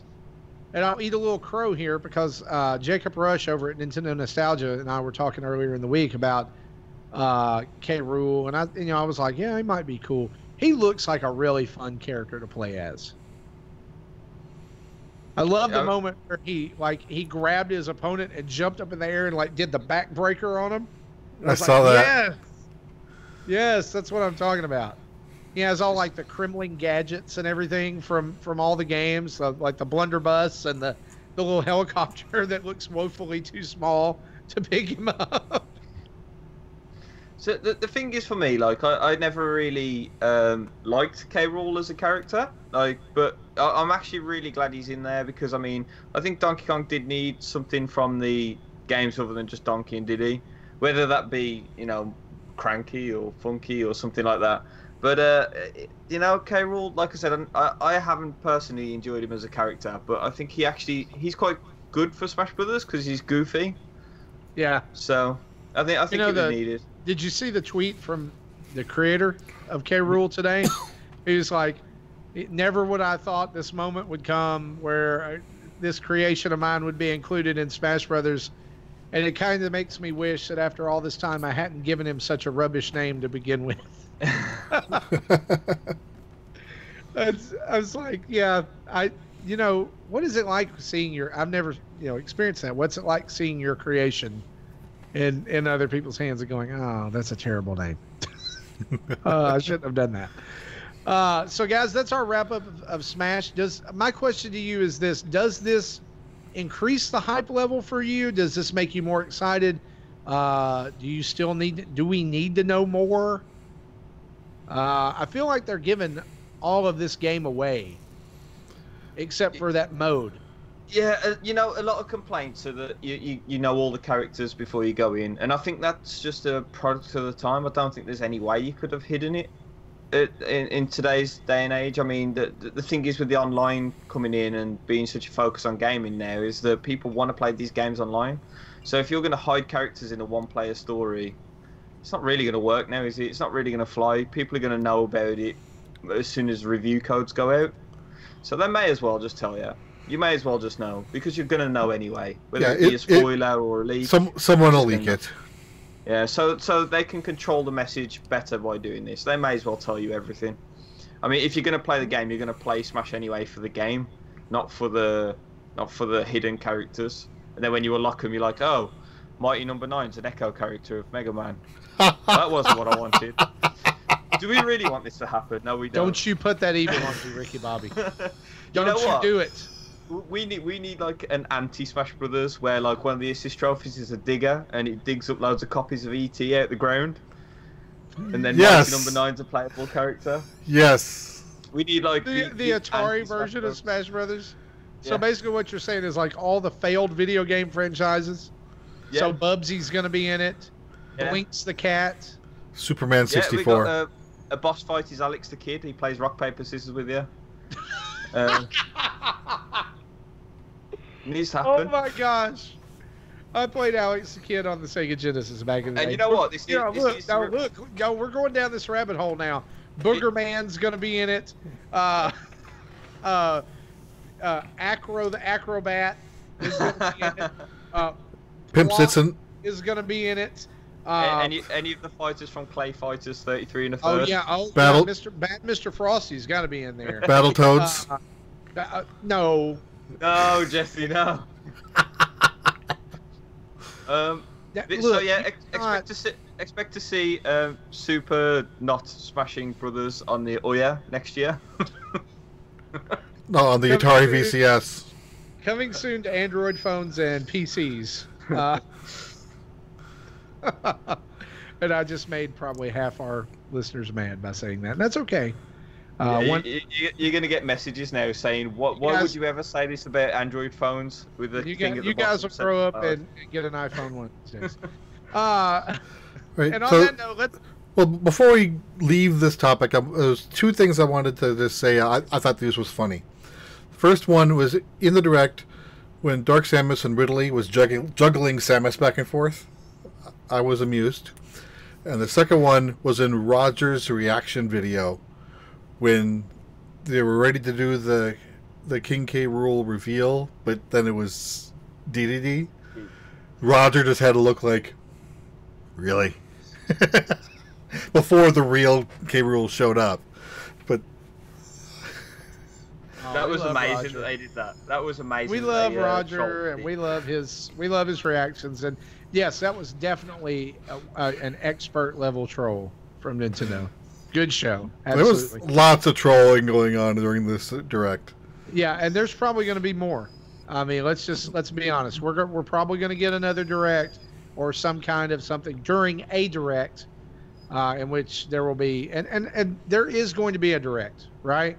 There's going to be something. And let's move on and let's talk about that because Nintendo tweeted tonight at the before we came to record about their online service.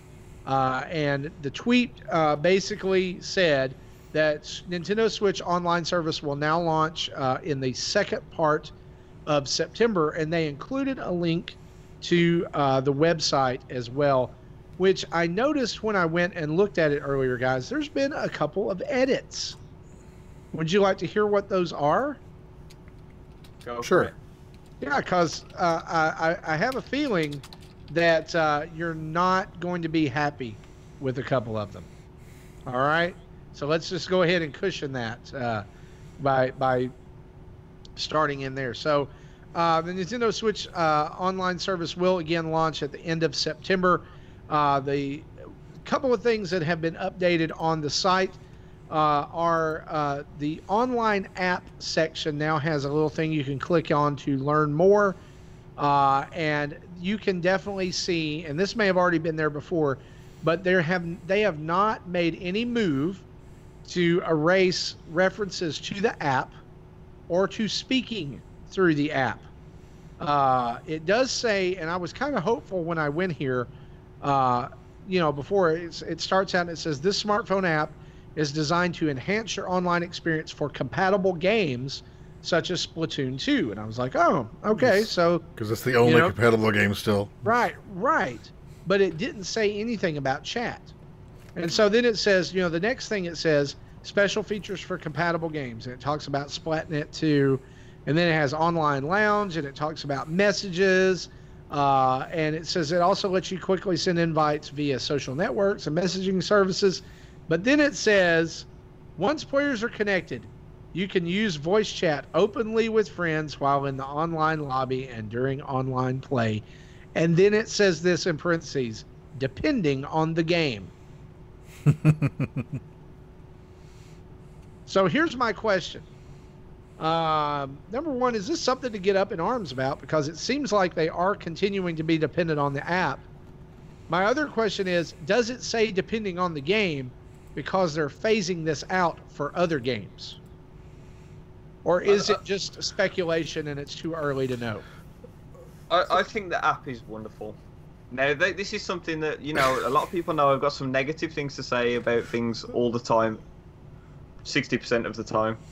That was a reverse quote from Anchorman. But still. It's fantastic. But not as a voice chat option. All the other stuff on there, the see what levels are on Splatoon, even though they need to get rid of that and just have open levels. But still, that's another thing for another day. but like the buying gear and stuff like that, the seeing if someone's invited you to something, all that sort of stuff's cool. But come on, just drop the voice chat off. We know Fortnite works without it. Bluetooth dongles work with headsets now. We can forget that for chat. Yeah, I'm wondering if Nintendo was initially worried about how much extra load the voice chat would add on to some of the games, since we know they like to push their hardware just with the game, Breath of the Wild, Odyssey, etc. Fortnite, it can run on an iPhone, so it isn't the most processor-intensive game out there. Kind of surprising for what it is. So I'm sure there was room to allow for that voice chat. I'm thinking though that they open that can of worms. It'll probably happen in other games in the future. Just it would be nice to be part of Smash and other online games. Well, one of the things I noticed in browsing around the site today is that online play is the first feature that's mentioned for this, and it says battle it out or cooperate with players around the world in compatible games like Splatoon 2, ARMS, Mario Kart 8 Deluxe, Mario Tennis Aces, and Sushi Striker: The Way of Sushido, which Sushi Striker has been added to that list, and Mario Tennis Aces as well. We knew some of those others. It sounds to me like what they're doing is they're putting their online service behind a paywall. Like, you can play first-party games online, but you have to have this app, and you have to have this service because they've also, I saw a tweet earlier this week that free-to-play games like Fortnite and others are going to remain free to use on the internet. You're not going to have a Nintendo Switch online account to use those. I think that's really a strange move to lock first-party internet connectivity behind your online service, but not the others. I believe that every other console does that anyway. So yeah, I think that's normal. So I'm not surprised. Normal, No, no, because I mean, if you look at it this way, like I'm thinking specifically of PS4, right? We've been playing a lot of Injustice 2 lately. Okay, so on there, your online play is you have to pay to play online no matter what. Doesn't matter if it's a Sony game or not. Because that's not a free game. It's not a free game, yeah. Right. Well, I wasn't talking about specifically free games. Maybe that's where you got confused. What I was talking about was like say an online shooter comes out, Doom, for instance, right? I'm sure the publisher will have that option to have it available to all, or to have it behind the paywall. My point is that if Doom opts not to and goes free to use online or whatever, it's just odd to me that Nintendo would put all of their first party online titles behind that paywall. No, I'm still not surprised. No. It's to me it's just not a good look. And maybe that's just, I don't know, maybe that's just me. I mean, the way I've seen it is that's the way that it's been working anyway. Like if you buy, I'm sure if you get Fortnite on the PlayStation, no, let's not use PlayStation actually. That's a bad example. If you would get Fortnite on the Xbox, I'm fairly sure you don't need Xbox online to play that online. You do. You do. Yes. So in that case, Nintendo's the good guys. They're letting you play the freemium games for free. Right. So they're actually doing what I'm saying. I guess what I'm saying is like I don't see why they don't just do it for everybody. Yeah. Like the way that they word it is so it's kind of ambiguous. Incompatible games, in games that choose to. Same thing with the save data, cloud backup. Save your data online for easy access. Details about this feature will be available before the paid service launches in September. But then it also says that that will only happen for games that are compatible with that. Well, are those only first-party games? Are those third-party games able to come into that as well? But that's why I say that sentence too is also why I say there's going to be a direct at some point. There's got to be, because it says details will be released before launch. Yeah, there's still too many unknowns about this. Yeah, I agree. Some people are arguing that this could be a YouTube video that's more like a tutorial about how to get started and what's offered and everything. I still think it's going to be a direct. I think they know that there's a lot riding on this. Well, lately, what's the difference? Yeah, I think it depends on tone and pacing. There's definitely a difference. it depends on how well people are going to receive it. If they know that people are going to be negative towards it, then it's just going to be a quick one and done tutorial video or an article. If they know that they bring in like awesomeness to this, then it'll be in a direct. That's a really good point. And so whatever they offer us will let us know. Yeah. Right, if they say, right, read this article at 3 p.m., then you know it's going to be bad. It's not going to be 3 p.m. It's going to be like 9:36 on a Thursday night. Yeah. You know, some random time that they get around to tweeting it out. 10 minutes before we start recording. Or 10 minutes after. Who knows? Right. But, I mean, there's not a lot to dig into there other than I would say don't get your hopes up. Like, again, high hopes, low expectations about this is probably not going to launch September 15th, right? My money's on the last Friday of the month, September 28th. Yeah, probably. Or if it's you guys remember when Miitomo launched and they were like, it'll be out the last half of August, and it was like August 31st. Yeah. Like the last day. That's the last half. There is no September 31st, so like that shaves a day off from there. There you go. Absolutely. One last piece of news we want to talk about tonight, and that is that there's been progress on the Sonic the Hedgehog movie. There's been some news come out this week about different talent being attached to it. Jim Carrey has now been attached to the project to play Robotnik. Apparently Sega remembered that name still exists. And then there's also a guy that I have no clue why he's famous, and he's voicing Sonic. He's from some show with those darn kids, and I'm looking this up right now. It's terrible. I should have had his name. But as the Sega fan amongst us, come on, go ahead, let it out.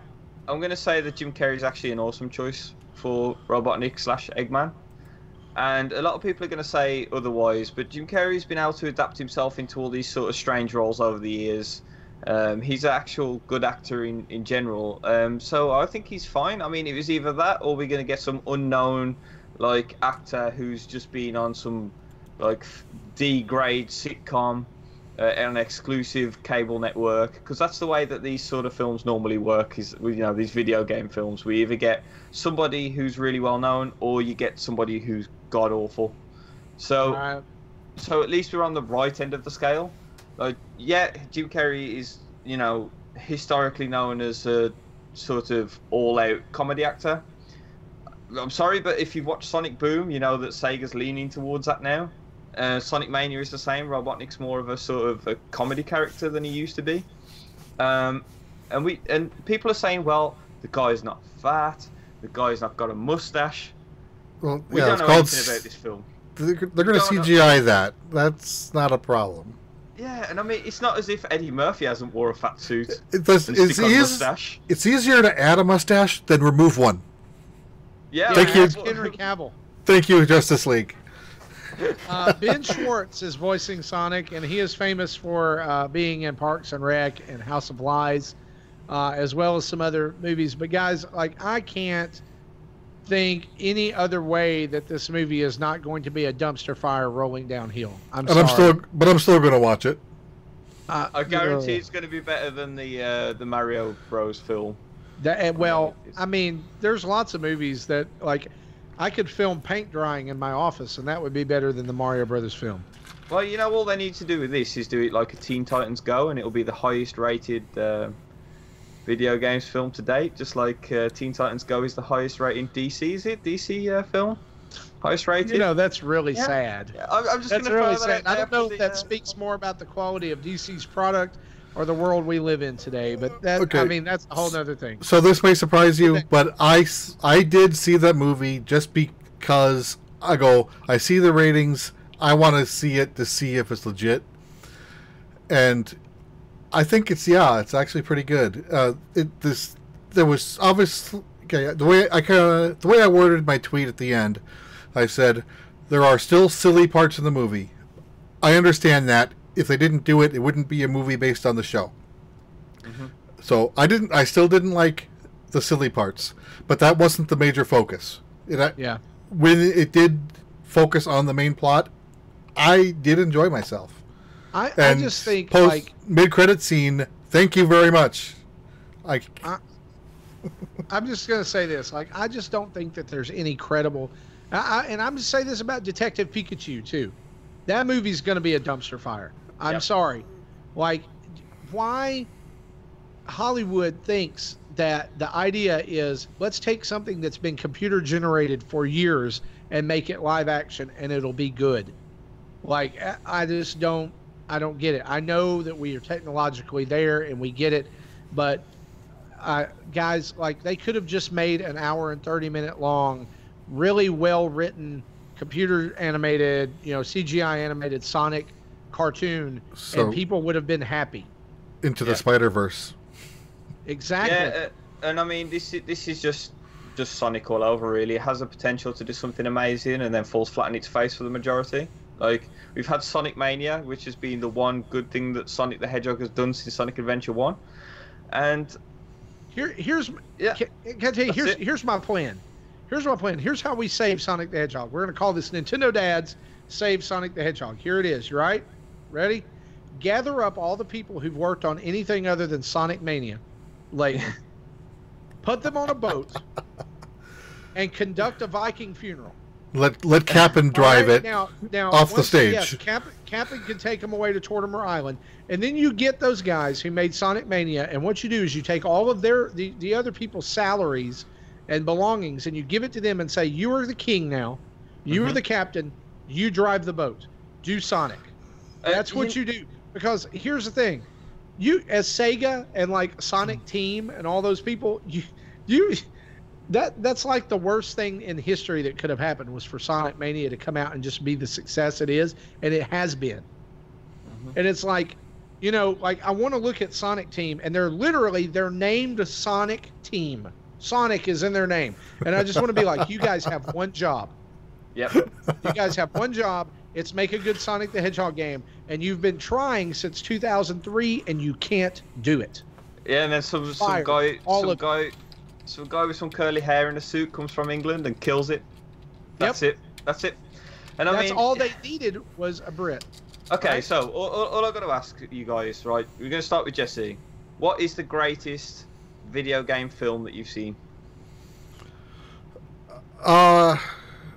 Mortal Kombat. And okay, that's a low choice. So Martin's gonna go better than this one. No, I agree. Mortal Kombat wasn't too bad actually. And then another, as kind of like a runner-up, I'd say what's it called now? The Prince of Persia. As a video game movie, it was pretty good, but as a movie, it was very mediocre. Yeah, I see that, Marty. Oh gosh, honestly, do I have to name one? Because there's not any. Yeah, you can pick Rampage if you want. I was gonna say Rampage was good too. No, I will say this. I forgot about. This might be a surprising choice, but I have two, and they may be controversial. The first Resident Evil. Yeah. The first one. All right, the very first Resident Evil, and Final Fantasy: The Spirits Within. Oh, you're so close because the greatest. Are you going to say Advent Children? It's Advent Children. I actually have not. I haven't seen Advent Children. I still have to. Jesse, I am surprised that you've not seen Advent Children. I didn't like 7. Oh, that's fair enough. Also, Marty, you were really close to your other choice because the other choice was Resident Evil Regeneration, the CGI film. Now, these, in my opinion, are the best two. Right? Obviously, it's an opinion. And the difference between those two films and every other film, like the Mario Bros, the Tomb Raiders, Rampage, Doom, all that sort of stuff, is they're made in-house from the teams that made the game. That's the way it needs to go. And I think that Illumination and Nintendo is going to be good. Illumination make good films, whether you like them or not. They're still good. They're still, critically they go down well. But Nintendo will have their grubby mitts in the Mario thing, and they won't just go, you know what, Illumination, you do your Minion Mario film. That's not going to happen. So I think that, you know, there just needs to be tighter controls over these films. But then again, you're not pleasing game fans with these films. You're trying to please film people. And the problem is that the games don't translate into film very well. And Sonic will be a dumpster fire. I'm going to call it now. As a Sega fan, as a Sonic fan, it's going to be an absolute wreck. And you know what? I'm going to be sat there right at the back with my popcorn, watching this burn. Okay. Tim asks if Wreck-It Ralph counts. No. And Video Game Guru says Ratchet and Clank, which is another movie I haven't yet seen. Ratchet and Clank. I haven't seen that one yet either. I have heard though that it was okay. Yeah, but is that not another one that was made in house? Basically. I don't know, but I know the movie's based off of the first game, and then they made a game based off of the movie based on the game, which is based off the first game. Oh wow, it's like Ratchet and Clank. Now that game is great, but I think it's like I take it from the perspective too of a Transformers fan, right? I hate the Transformers film franchise for what it's made. Like the hollow caricatures of robot friends that I grew up with. You know, Optimus Prime. I'm about to, y'all. We're in a rant territory here. I'm just telling you, Optimus Prime the real Optimus Prime never walked into a situation and said, "Kill them all." He never did that. Right. You know, he said, "Freedom is the right of all sentient beings." You know, that kill them all and freedom is the right of all sentient beings just don't line up. And you know, then you've got like they just went out in a junkyard and they're like, you know what, we're going to build a robot skeleton and we're just going to make it magnetic and whatever junk it attracts, that's going to be the character. So you know, like I can't, like they're doing that same thing. It's like, you guys, I don't know if you guys remember this. There was an episode of The Simpsons once where they tried to add a new character to Itchy and Scratchy. Yeah. Poochie. The dog. Poochie. Poochie. And it was like Sonic the Hedgehog and Detective Pikachu. These movies feel like adults trying to make something cool for the kids. Oh, hang on. Let's rewind a second, because Poochie's every Sonic game. Every Sonic game has had a new Poochie. That's true. Whether it be Shadow the Hedgehog, Silver the Hedgehog, Blaze the Cat, Big the Cat. Big the Cat, I was going to say. You really want me to carry on? Because I could go on for rewind even further? Can we rewind even further? Sonic is Poochie. Oh. Sonic is Poochie. You know what? I'm going to bite my tongue because these insults are going to come thick and fast next episode, Mark. You better have next week off. This Poochieception now? I told Jesse earlier, they're stripping and waxing the floors here in my office. And I said, if I degrade by the end of the show, then you know what's like the fumes are getting to me. Look, here's the deal. As a Genesis owning kid, I loved Sonic the Hedgehog, and he was cool. Current Sonic sucks. Agreed. He's not cool anymore. Agreed. And that's the problem with him. It's like they don't know how to make him cool anymore, and this movie's not going to do that. Yeah, and I mean, again, going back to Mania, that's why they didn't try to make him cool. They just made him like a fun-loving, goofy sort of... They made him a good game.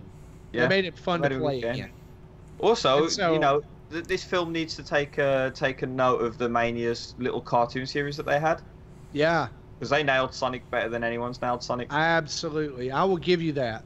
Absolutely. But it's not going to happen. Dumpster fire. Right, so let's move on.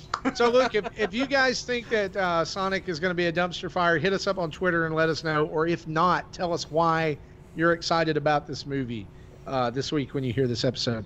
Let's just move on into our community spotlight, shall we?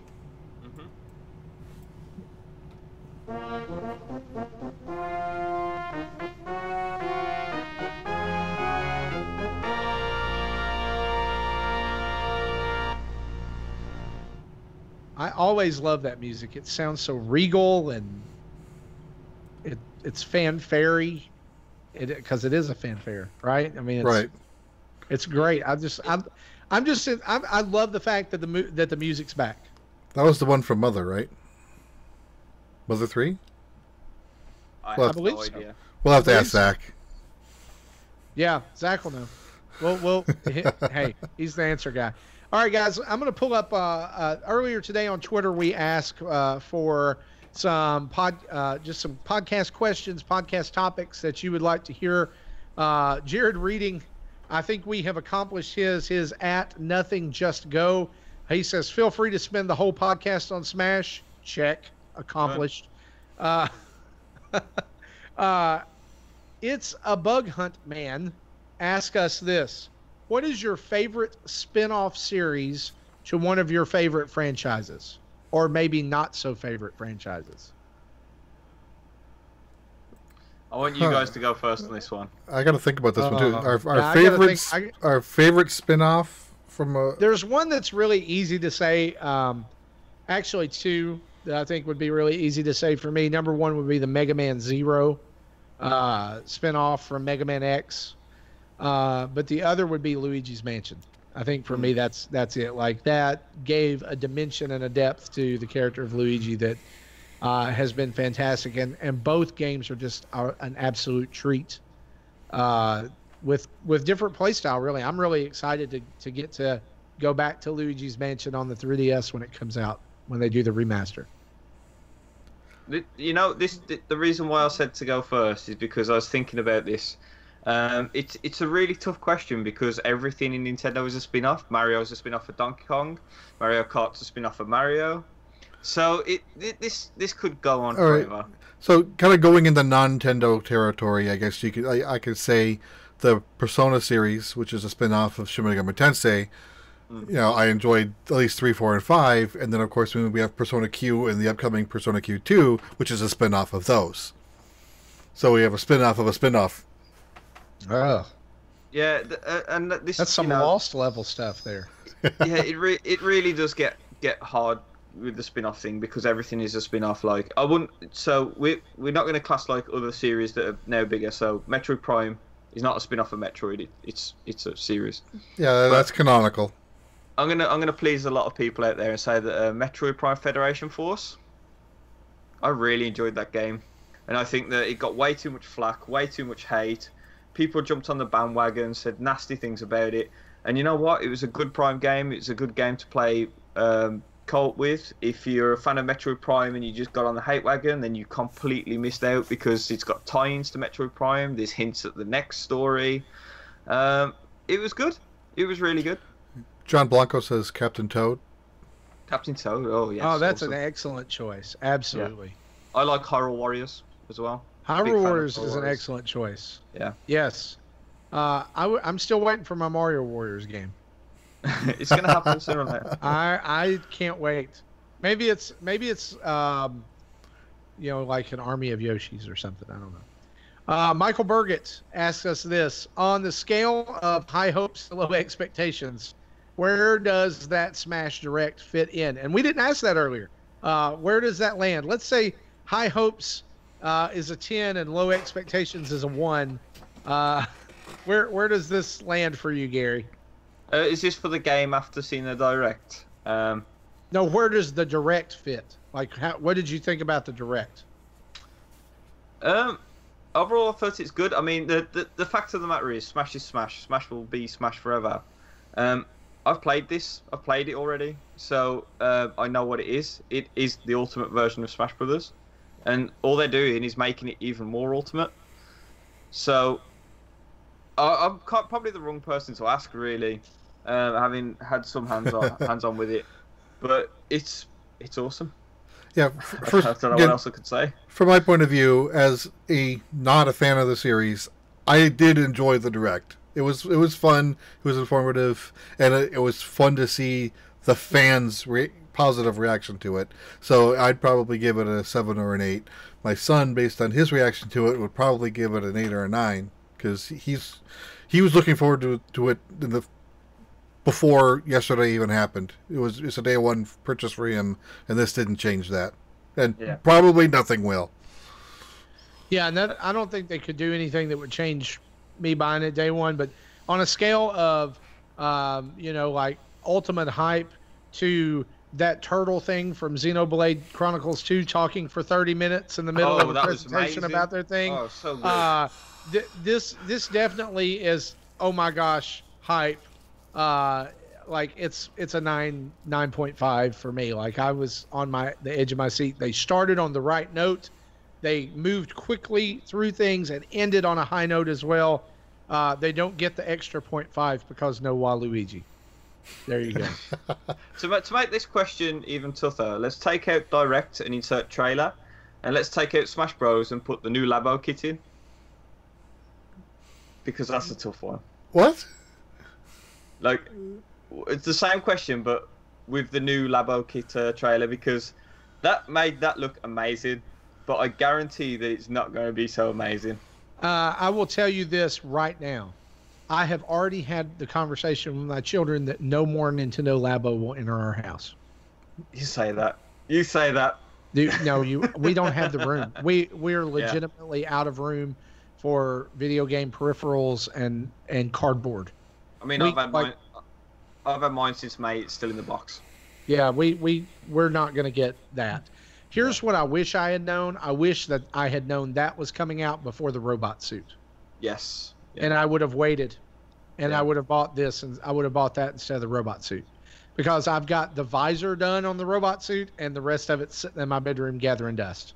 I'm serious. Like I'm intimidated. So when you put the helmet on, you'll have allergens. Yeah. It's the 4D experience. Absolutely. Yeah, it's like you're outside as the robot. Let's move on to a couple more here. Shy Guy at TXJX131 asks us this. And this is a tough question. Is there something for each of you that helps you differentiate between what games are considered the best versus what games are your personal favorites? The two may often coincide but are not the same. What makes it a game click for you personally? Wow. That's deep. Yeah, and for me, a lot of it is like in my state of mind. There could be a game where I just don't get it one day, and then I try it again a month later, and then, oh, I get it now. This is fun. But I couldn't tell you what changed in that month. In fact, Persona 3 was exactly that same thing. At first, I didn't get it. It didn't click. Bringing a Persona again, but eventually I did get it. But how popular a game is has never been a factor to me. All of the if you look at the top 10 list of games, I probably like one of them, maybe two. So I just look at games of if I think I'll enjoy it or not, because I know what I like, and I don't care really what other people think, and I don't care what other people think of me. I know what I like. Right. So for you, it comes down to, the genres, the type of games that you like, and that's what you're going for. Right? Sorry, I missed your question. Sorry. No, I said for you, that means that like you are confident in the types of games you like, the genre you like, the gameplay you like. Those are the games that you're heading for. Yeah. So like the new Call of Duty comes out and everybody's buying it. You're just like, man. Oh yeah, so it's a hard pass for me. My son will get it, but there's how many Picross games did I buy in the last month, and how many did you all buy? Right. And I know there's another one coming. S9's coming down the pipe at some point. Yeah, I totally understand that. Yeah, absolutely. For me, like I think about this in terms of the Mario Kart franchise, right? For me, the best Mario Kart will always be Mario Kart Double Dash. And the reason for it is that I so loved the mechanics of that game. I love almost every track from that game. It feels good to play. There's game mechanics from that game I wish they would bring forward into new games, like some of the super items and things that just made the game more fun and more wacky to me. But also, I have to admit that kind of what filters into that a little bit too is the experience that I had playing the game against people, and the memories that I have around that game. And so I think that's what as a reviewer or as a a podcaster or a journalist or whatever, you bring that to any review that you do. Like, did this make me, like, when I play a game for the first time, if I have a hard time putting it down, then to me that's a good game, right? If I have, like, if I lose multiple hours in it, that's a great game. And it may be the best game. And like, you know, screw the reviews. Like, it doesn't matter if that game appeals to me, it's the best game. And if I can't put it down, then, you know, like Samus Returns, this is a great example of that. I know a lot of people, there's like the people who love it and the people who hate it, and rarely are there people in between, right? I bought that game on Thursday, and, you know, did the prepay, started it as soon as it unlocked, played it until 3 a.m, went to sleep, got up, played it all day Friday, all day Saturday, all the extra time I had Sunday, and beat it Monday afternoon. Right? I could not put it down. I couldn't quit playing it. And I got stuck in the second area. And the thing is that there's some games that I buy and I think I'm supposed to like this. Everyone loves this game, but I just cannot make myself play it. And Xenoblade Chronicles 2 was a great example of that. Love the game. It's gorgeous. It sounds great. It looks great. There's nothing wrong with it. But I could not make myself play that game because it just did not, as you said, click. It didn't have the click. And for me, like, I guess, like, you know, Jesse's Picross and Layton and all kinds of other stuff. Mine is retro 2D platformers. I very rarely do I meet one that I go, I can't play this and I don't like this. So I think, you know, it's just different strokes for different folks. What about you, Gary? So I think the best example for, like, you know, between what's the best and what's your favorite, I think this correlates to everyone, will be the Pokemon franchise, because the newest installment is always the best. It'll be technically the best. It'll have the most stuff. It'll have the better mechanics. It'll have, you know, more characters, more places, more whatever. It's never anyone's favorite. They will always say red, blue, or diamond, pearl, whatever. And I think a lot of it is down to experience, as you guys have already mentioned. You know, you guys know what you like as a person, and you know what you want. And for me, this is kind of awkward because I like new things. I don't like to be playing the same stuff, which is weird as a Nintendo fan, because we play the same Mario Kart, we play the same Mario Tennises, we play the same Mario platformers and Zelda adventures and all that sort of stuff. So we have a lot of repetition. I like the oddball Nintendo games. As I said, I liked Federation Force. I liked Codename Steam. You know, so it's a tough question. I think what it boils down to is like I say, it depends on the person. If you go after frame rates and graphics, I bought that blackjack game. You know, If you go for like frame rates and graphics, then you're going to be the opposite to Jesse and not just like Picross. You're going to like Doom or Skyrim and stuff like that. If you're, you know, you like fighting games but you like characters, then you're going to go for the Smash Brothers. But if you like indie characters, then you're going to go for Brawlout. It just really depends on who you are, I think. And for me, I just look for new mechanics. Like, I liked the Breath of the Wild as a shake-up on Zelda, so I would say that Breath of the Wild is both the best and my favourite Zelda now. But there's a lot of people who will always say that Ocarina of Time was their favourite, because it was in a time period where it was new and fresh, or, you know, nostalgia or whatever it is. So it really just depends on who you are. Agreed. Yeah, definitely. Good, and a good word too there about like the Pokemon.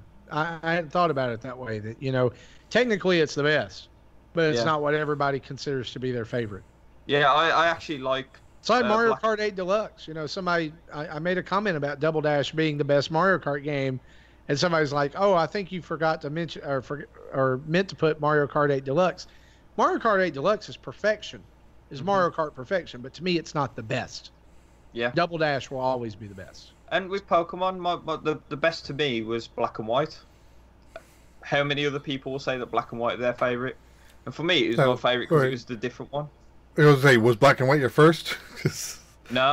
Okay, because a lot of well, across any franchise, a lot of people will say the best is the first that they remember playing. Mm-hmm. Yeah. No, I never see games like that. Like I say, Breath of the Wild's now my favourite Zelda. I really liked Zelda 2 as well. And I only played Zelda 2 for the first time on the Wii U, so that didn't go back there. Mario Kart 8, I think, is my favourite Mario Kart. So yeah, it really is dependent on who you are, I think. I'm going to skip over to our Discord for this next question because I love this, and I think we'll close it out here with this one. Onyxus asked us this question. This is for the live show. Being a father of a 7 and a 9-year-old, I try to monitor what my children play, but sometimes I am more lenient with certain games that are normally rated for a higher age group. I know these things will be known to them in the future, but for the time being, this is something that I do. What is the Nintendo Dad's take on what games are allowed to be played by your children? I will start this one off by saying that I have an 11-year-old son who's working his way through Doom on the Switch right now. So maybe I'm not the best person to ask about this. And that might be a little surprising because I also, I do try to shield my kids from some of that stuff. Like we don't allow them to watch The Walking Dead, or we don't allow them to do that. And so it's kind of odd, and we kind of fell into that by accident. And the reason being, I bought Doom, I left it in my Switch.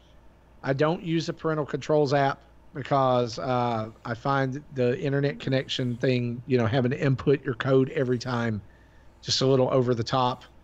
And woke up one Saturday morning and dude was busting some demons. And so we sat down and had to talk about it, and I was like, what do you think about this game? And he, talked about it. He's like, oh, Dad, I'm not scared by it. And I was like, well, I know you're not scared by it, but what do you think about this game? And he's like, well, I understand it's just a game, and there's a hard line to draw there. And I think the hard line to draw is if we say I won't let my kids play Doom, but I let my kids play Fortnite, what's the difference? Mm-hmm. Right? Because you're in there, you're both shooting something living. You're both shooting at another person. At least Fortnite doesn't have any decapitations, which is... That's true. That's true. Less gore. I mean, I guess what I'm saying is it is less gore, and I don't worry about my son playing Fortnite. I don't worry about many kids playing Fortnite except for the addiction, which, seemingly does happen in some cases, but it does with all games. I guess my feeling on it is that the Doom thing is an anomaly for him. I've not allowed him to play. I downloaded Shaq Fu. Definitely not a game you need to let your kids play, in my opinion. There's other games that I have not even really allowed him to play Flipping Death because of some of the subject matter that they, some of the jokes revolve around and different things like that. But I also have to admit, man, I've got an almost teenager on my hands, and I don't want to be the dad that keeps his kids from everything so that later on when they finally get one taste of freedom, they go buck wild. Right. And so we monitor what they listen to musically. We monitor what they watch. And I do my best to monitor video games. We don't allow any. I will tell you, this is a hard line for us. We don't allow any online communication whatsoever for our kids. Because my son plays Minecraft online, and he's on servers and things like that. But we don't allow, anything outside of this, one family-friendly server. We don't allow there to be any kind of social media or anything like that. And I think that's really the biggest issue that we as parents are facing, moving into kind of the digital future, or whatever you want to call it. What about you guys? Jesse, I know you've got a unique perspective on this because you have older kids. Right, yeah. 2/3 of my kids are now technically adults. So I'm going back to going they were younger. This goes back to every family is different. Every child and how their parent sees them are different. So only what I say may be completely different in your family. When my kids were growing up, language and violence really wasn't a big issue. The thing that I had is more sexual content I wanted to keep away from the kids. So when they said, I want Grand Theft Auto, I said, hell no. Even when they were 16, I said, no, you wait next year when you're 17 and they can buy their own game. And they did. Both my son and my oldest daughter have their own copies of that game. Things like when Catherine came out, was a game that I played when the kids went to bed. The kids didn't see that. They didn't see Dante's Inferno. So again, mostly Nintendo games are immune to this. This is all like the other guys. When my son started playing Call of Duty with my reluctant okay around 12ish, and he's been fine, and even with chat. In fact, I'm seeing it sounds like 6 or 7 year olds on the other side of the chat half the time. I'm like, oh boy, when I hear this. But so at least in my family, it was more the sexual content that I was kept behind. So then we get to the English guy. And this is where it becomes a little bit strange, because we're a different world and a different place when it comes to teenagers turning into adults. Our laws are completely different. So you got like the drinking age is 18, although we impose a challenge 21. So if you look anywhere up to 21, they'll ID you, but it's 18. Smoking, I think, is changed to 18. Threshold for sexual stuff, 16. So we really do have a different sort of mentality. We've got a lot more slapstick and swearing on TV than the Americas showed, especially in the 90s. Like, we would get away with swear words before 9 p.m. Stuff like that. So we are a different sort of world and a different place for teenagers turning into adults. That being said, my daughter is only 3 at the minute, so I give her the typical kid stuff. I give her, you know... You've got a ways to go then. Yeah, so I'm a while off of the teenage sort of problem. So for me, it's easy at the minute. I pick a game with a cute character on, give her that, she's quiet. That's it. But I mean, we don't suffer from it so much. Guns aren't readily available in England. You can't walk down to your local grocery store and pick up a AK-47 like you guys can. So it's very different. Hardly anyone's got a gun. I think I know one person out of a couple of 100 people that I talk to regularly who's got a gun. So it's really boils down to where you're from, who you are, who your kid is, the threshold that you know that they've got, and how impressionable they are. Like, if they like to copy things, then you need to maybe watch it a little bit more. Unless it's a Fortnite dance. I was going to say, and Fortnite, even though it's getting bad rep, kids aren't copying the guns. They're not running around the parks pretending to shoot each other. They're running around doing the Snoop Dogg dance, doing the floss, pretending to be guys from Scrubs, the Fresh Prince. It's kind of a weird thing, but yeah, it just ultimately boils down to everything. Everything has an impact on what you should be letting your kids see and do. But there's a nail hit on the head here somewhere. There was parenting was a word, and I think that's it. As a parent, you're gonna do what you think's right for your kids, and a lot of tragic stories and stuff is because of basically neglected, parents who neglect the kids in certain ways and stuff like that. So as long as you've thought about the content that they're seeing and showing, then you're going to do something about it, whether it's like not letting them play an 18 game at 11, or whether it's just shielding from rap music because they swear too much. As long as you've thought about you being a parent and your kid being a kid, then you've already jumped the hurdle already. Yeah, I had a mentor who taught me to ask this concept a long time ago, and it applied to something different, but I think it applies here as well, or it could apply here as well. And that is, if you have to ask a question about it, chances are you already know the answer. Mm-hmm. And so, like, as you think about what is appropriate for your kids and what you know, I mean, and that challenges me even to this day to think about that. Like, is there any reason, like, to ask, is there any reason that I should not show this to my kid? Well, if you're already asking that question, then you already know it has some questionable content in it.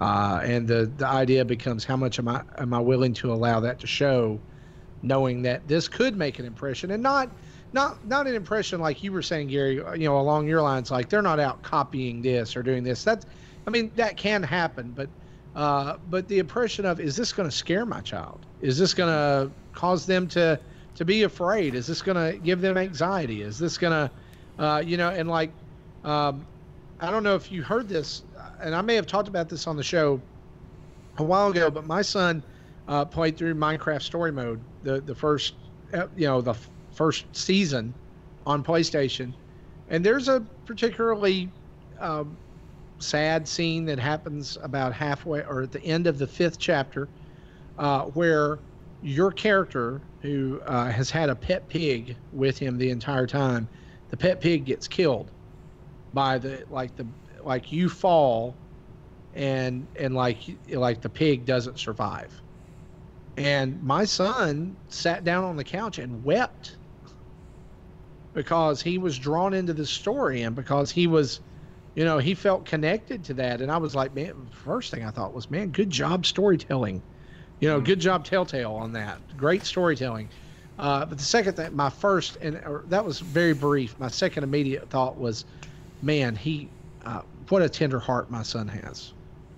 And knowing that, you know, maybe your kids don't respond that way. Well, mine did. And so my response then is to say, okay, what do I take away from that? What do I use as a teachable moment here? And what do I do with this in order to make it good for him, you know, and to come out of this where we grow, right? So we sat down, we had to talk about pets, and we had to talk about why that was sad, and different things like that. And I think that, again, what you're saying, the verb parenting, right? It's a verb, to parent, means that you take an active role in this. And I think, you know, Onyx, by you already asking these questions, this is a sign of you being on the right track. And let us know if there's anything else we can do to help you. As always, the most obvious thing off the top of my head is just read the ratings, right? Look at Metacritic. Look at some of the other, like, watch a YouTube review and say, let me see some things about this game before I let my kid play it, right? See if it crosses the threshold.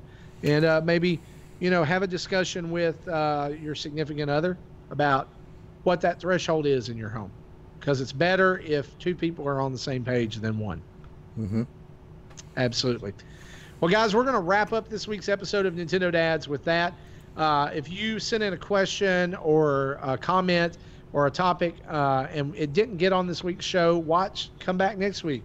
We might be able to put it on then. Again, we appreciate you guys interacting with us like this. We love it. We want you to be part of the show. In closing, let me mention a couple of quick things.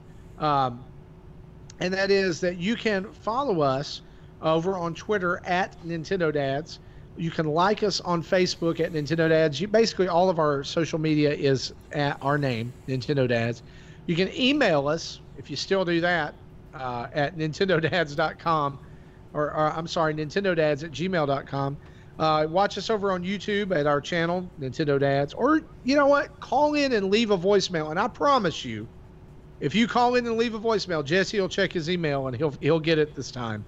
You can call in at 929-25-NDADS, or that's 929-256-3237.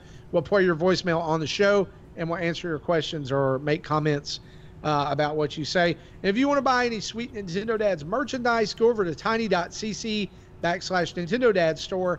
And speaking of merch, we're running a contest right now for you to design our first ever patron or fan or listener designed t-shirt. And if you guys want to just submit a t-shirt design, you can send that to us via email, and we'll put those up for voting and all kinds of things. The winner is going to win a really cool prize. I think we've got some Highway and Shield 2DS floating around, you know, that we're looking for a way to get rid of. And you can win that brand new in the box. We want to thank OC Remix for all the music used throughout the show, and a huge thanks to our Patreon producers, David White, Dave Ernsberger, and Timothy Off, for being awesome and making this show what it is, as well as all our other patrons. Download this podcast from iTunes, Stitcher, Google Play, and be sure to check us out at vgtribune.com for reviews and all other kinds of great stuff. For me and for Gary and for Jesse, this is episode 191 of the Nintendo Dads signing off. Bye-bye. Bye.